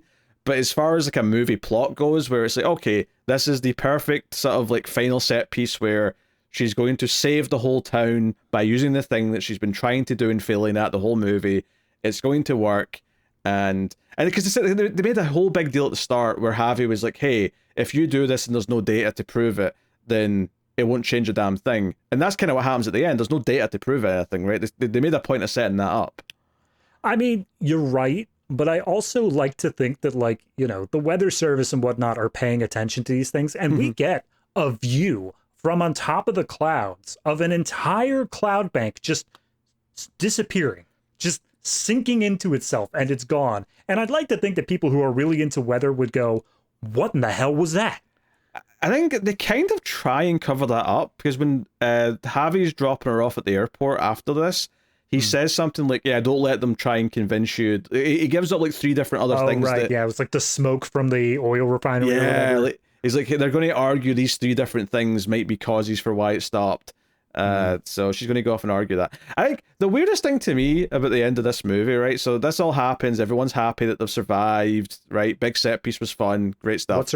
What's her name is like being held on to as she's almost flying away. Glen Powell's hanging on by a foot to the seats of this movie theater. Yeah, Sasha Lane, I think it is dangling up and almost like flying out of the theater. But when they're at the airport afterwards, and Glen Powell's made a point of coming as well to sort of see her off, he's getting yelled at with a weird cameo from Paul Scheer. It's just random with a guy at the airport telling him to move his car. Again, that's one of those things like, is this an actor from the previous movie that I forgot about? Like, why is he given so much focus here? He's just because he's a recognizable face. I think that's just all it is. I guess. But the whole thing here where he goes out to say goodbye to Kate, and Kate makes this really obvious like metaphor, was like, hey, if there's a storm you really want, you should really chase after it or something like that. It's a really on the nose line, and it's close. She's talking about him chasing her, and then she says goodbye. She goes out of the airport. Glen Powell goes back to his truck. He's been yelled at to move, or he's going to get towed. And then the little joke here, which did make me laugh actually, is he hits the button for the drills and he drills into the concrete so they can't tow him, which I feel like he's still going to get trouble for that. Probably more trouble because he's ruining the road. But he runs into the airport and goes up to her. And I actually think maybe they thought they were showing restraint here, but I felt like, you know what, this moment calls for a kiss. Like, he's ran in after her, he's saying he wants her to stay. And clearly, the sort of the scenes that kind of play out during the credits imply, she becomes part of his team to like further pursue these scientific, tornado pursuits, whatever. It's like, okay, she's clearly going to agree to stay. In fact, the voice comes over the tannoy and says, "Oh, due to weather storms forming nearby, expect delays in all the flights." And they both smell at each other and go, "Storms, that's our thing. We like storms." And they just forced us to stay together, so I guess that's a sign. And then the movie just kind of fades to black there. The There are some other little snippets as the credits are playing though, of like them just sort of like the main thing I remember is her joking that she should get her face on a t-shirt. That was the one thing I remember from that, but it was mostly just little bits as the credits were playing though. Yeah, I wasn't paying that much attention during the credits. I was more or less Googling to see whether or not there's a post-credit scene, like an actual scene that informs the plot. And because there were credits interspersed throughout the credits, it was not easy to get a clear answer. But I was like, all right, I'm just going to go at a certain point here. No. Once it got to the actual credits, not the titles, right. I just said, yeah, that's enough. Yeah, I think I waited that long. If there's a scene at the very, very end, I'd be surprised, and I don't think it'll be worth waiting for. So I'm just going to go. But yeah, no, I mean, here's the thing, and this is just my own where I come down on it. I am fine with the fire tornado and like how it is seemingly throwing stuff directly at them in the road. I think that that's the level of stupid that I can accept and have fun with. I was chuckling the entire time because it's a giant fire tornado. Of course it's stupid, but it works because the movie is still, it's set up enough for me to believe, yeah, okay, that can happen. I think the problem for me comes down to the big final action bit of she drives in all this stuff, and I can almost forgive that they can kill a tornado. It still hurts me deep inside, but I can almost forgive it. I think the problem really comes down to me is that not only is it they can kill a tornado, but they also play on every other one of those blockbuster tropes of like, it's inches away from hitting the theater. One of our main characters is seconds away from being killed. Like if there were a timer going on, it would literally be stopped at 1 second because everything had to be so bombastic. What's so weird is that everything you're saying here is like a positive to me. Like that's what makes it fun. It's all, like I could accept any of them individually or even paired up, but like this is 5 things that is just like, and this is crazy that it happens. This is crazy. It's a big cheesy dumb scene with a countdown timer, and that's it's the tension of her stop. Like I had fun with it. Like this is a sort of dumb. Like I wish more of the movie was this dumb. Like I really do. I would have been way more into it. But I think I would be too, but that's only because it sets up like this whole trauma story. It sets up destruction, and like even more so than the original Twister, it shows how much people are affected by it. And I just can't square that in my mind of this darker tone, and then it ends on such a bombastically silly note. Okay, I mean, I can't argue with you. It's fine. Yeah. I don't know. Like, I guess I have ended up sounding more positive, bizarrely, even though I think my overall feeling in the movie is a little bit more muted because I do think the first half is a bit dour, right? It gets better kind of as it goes, which is nice. It's better than the opposite of starting in a decent place and getting worse as you go. Oh, yeah. But, absolutely.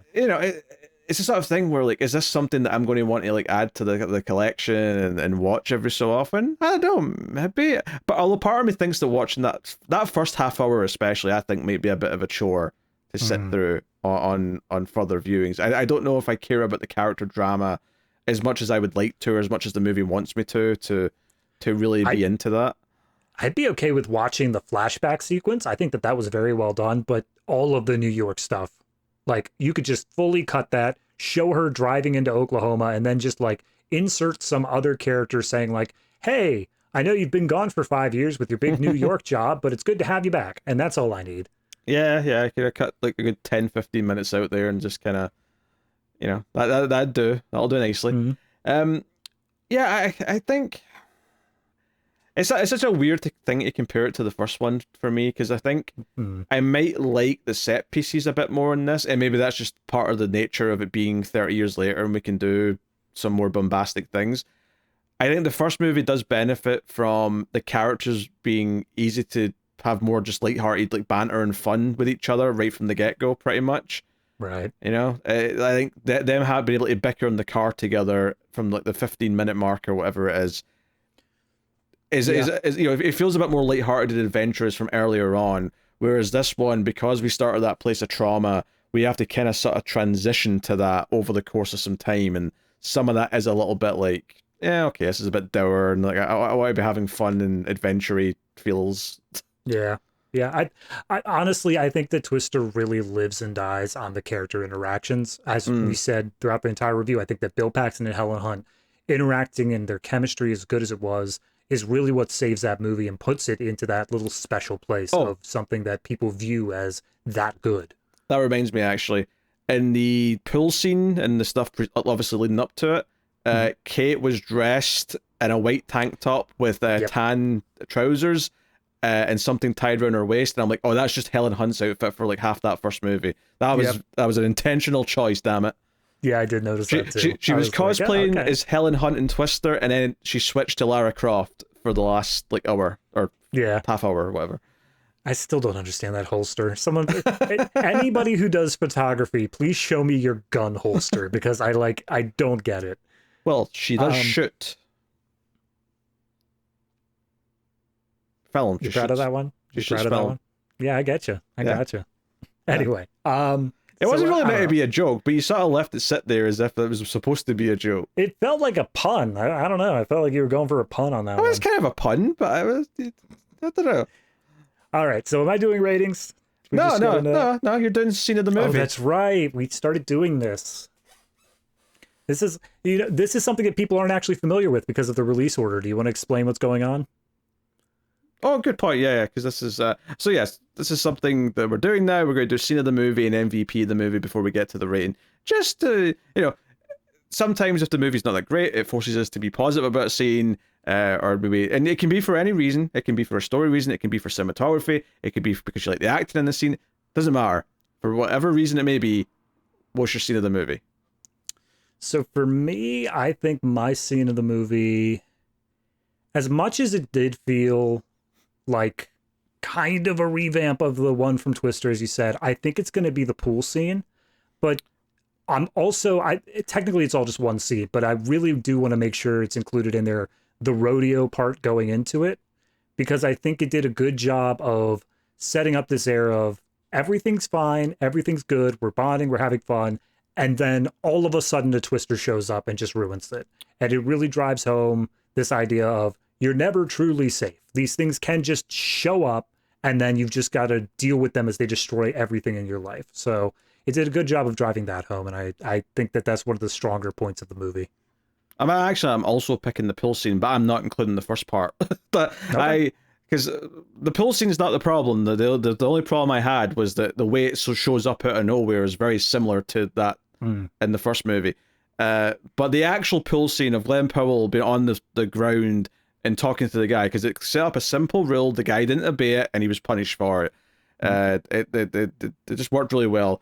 Shout out to the fire tornado and shout out to the movie theater stuff, because those were also fun. But I'll, as much as I'm bagging on the third act, the end of that, I do think that the idea, the street rescue scene and the getting everybody into the movie theater and realizing it's not safe, I think those are both really strong moments. I think they really hit the audience well of being like, oh, geez, okay, yeah, this is a serious thing that we've got to worry about now.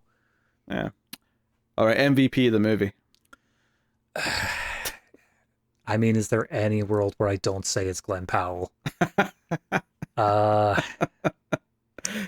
Yeah, I will say we kind of didn't mention him a lot, but I did like the character development of that photographer guy, the journalist. The reporter, yeah. He doesn't get a lot of focus, but his arc is definitely going on in the background. You can see him slowly getting more comfortable with the storms, and then we didn't mention it, but there's a bit where he's trying to get more information about Kate, and it's very obvious that he thinks that she's the more interesting part of the story. Until finally, by the end of the movie, where like they've set up this whole thing of killing a tornado, even Glen Powell's like, she's the story. I get it. Go, Yeah, actually, figure that out. When he says that, it's because he's taking a photo of her. And when she's doing the Bill Paxton bit where she's standing out in the field and just sort of watching the wind, and he's taking a photo of her, and Glen Powell's like, "Yeah, I think she's your story." Like, Yeah. also give me a copy of that photo. Which, okay, sure. Movies are like orgasms. Yes, precisely.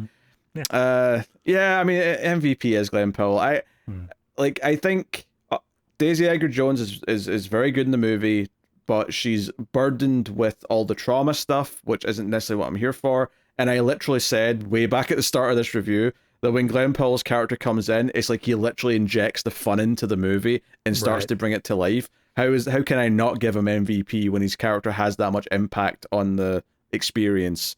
So Yeah. yeah, I will say one thing I wish that the movie did is give his crew a little bit more to work with.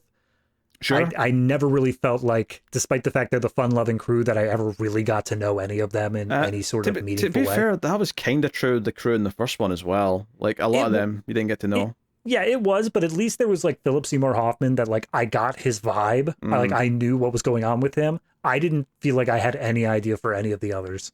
yeah. Uh, yeah. I think you could ask 1,000 people that same question: Who's the MVP? And I like, how many of them do you think would say Javi? Javi specifically, God. I think if you None. happen to have asked his mother, Yes.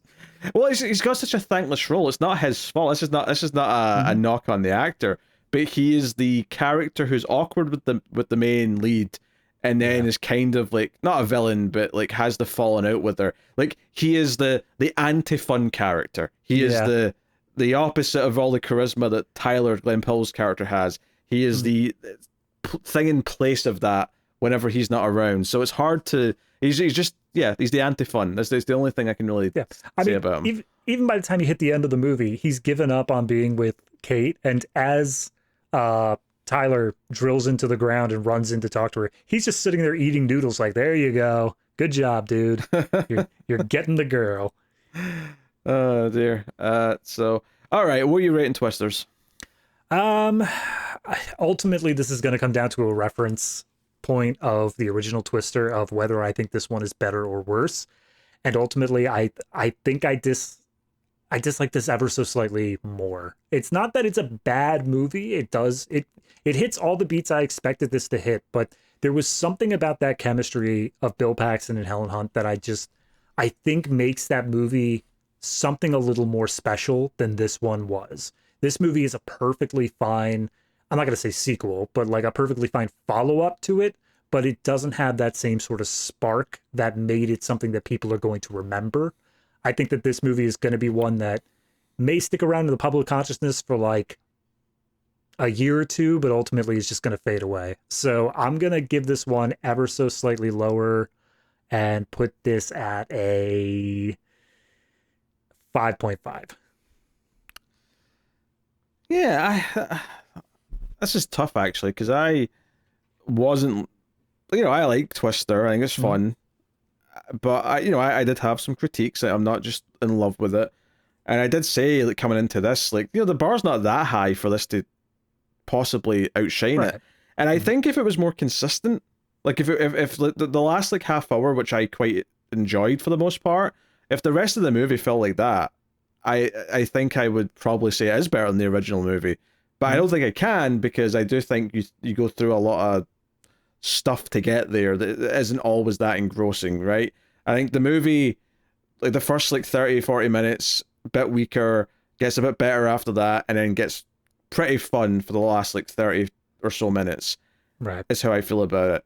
I think overall, I'm going to hit it with a pleasant enough 6. Like, Okay. I think it's a fun enough movie.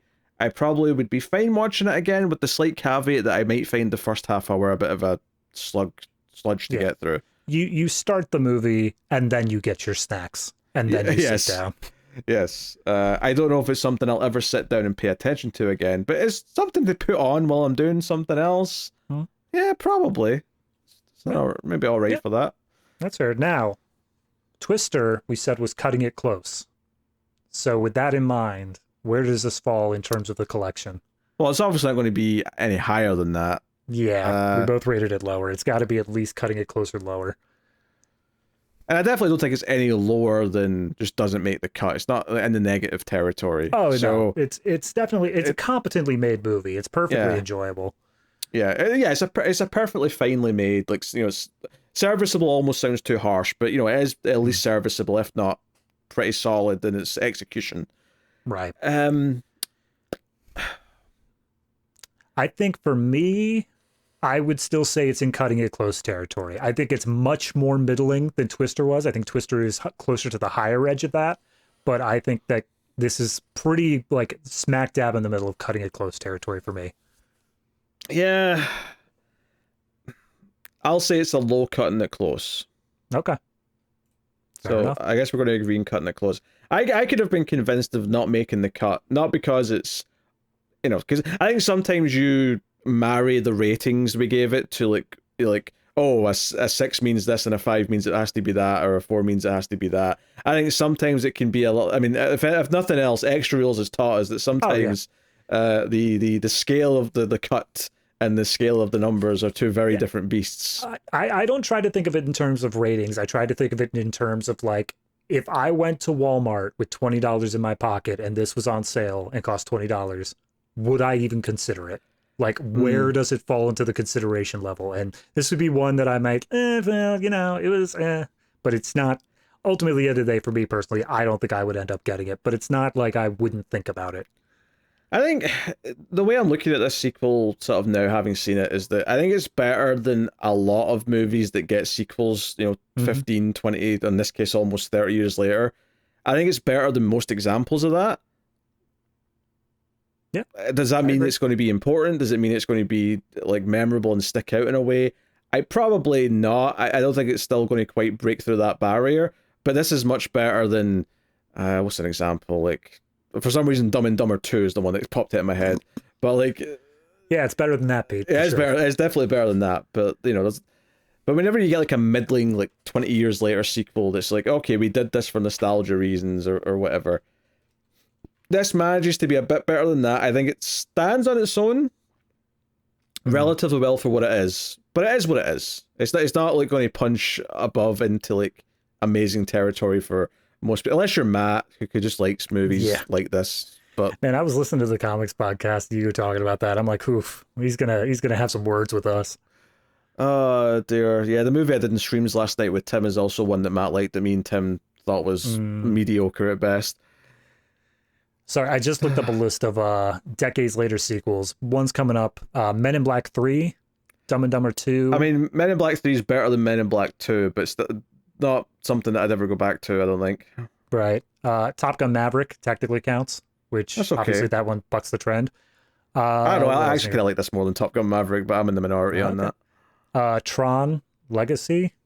It's okay. All right. And then Blade Runner 2049. I'm also kind of in the minority in that I think that's just okay. All right. Fair enough. I guess sequels that come much later are mostly just okay. Technically though, Mad Max Fury Road would count in that, and that's amazing. That was on the list, and I was purposely discounting it because I didn't want it to like completely ruin the point. But yeah. Yeah. Like I say, there's always exceptions to these things. Yeah, right? Yeah. I mean, obviously, yes. Like, where does it land on the Mad Max Fury Road scale for sequels that came decades later? Not well, Bob. Not well at all. Well, that just means they should have brought back the original director. That's all that means. I don't know if Jan de Bont's still making movies. He's not directed a movie in like 20 years. Well, they needed him back. I don't know if they did. Anywho, that's Twisters. Yes. Wraps up. Next week, there'll be no episode of Collector's Cut because this is the end of the season. We're taking 1 week off before we start our new season. And that is a franchise in this case. We will be starting the Rocky franchise in 2 weeks' time. We'll be working through the 6 Rocky movies. Not the Creed movies yet. We're saving Creed for when Creed 4's coming out, which is in development. But we're going to get through the 6 Rocky movies starting in a couple of weeks' time. So look forward to that. Hopefully you'll join us and have fun going through one of the classic franchises. Just watch they end up calling Creed for Rocky 7, just to mess with us. I mean, it doesn't matter. It's still going where it's going. Yeah. So, yeah, that's in a couple of weeks' time. Of course, check out the Atomic Cinema Experiment, which we do, where we do sci-fi movies most weeks. Yeah, bunch of stuff going on there. But that's actually on its week off this week, the time this goes out. But as I said at the start, you can get bonus shows from me and David over in patreon.com/MailFuzzTV. Every month we do a Criterion Cut where we review a movie from the Criterion Collection, and we also do extra reels where we review some of the worst movies ever made. We did a free episode for YouTube last month, so you can check out that. But you get an episode of that every month, as well as Criterion Cut. There's a special one coming up, actually. The next one that comes out. Oh yeah. Oh boy. It's a few weeks away. It's later in August, but the next one's kind of a special episode where we have a guest on. Tim from Screams After Midnight, the horror movie podcast that I do, joins me and David for a 2.5-hour dissection of Madame Web.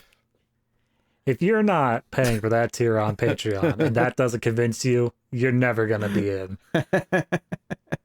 So look forward to that. But the last episode we did was Fateful Findings, which was the third Neil Breen movie.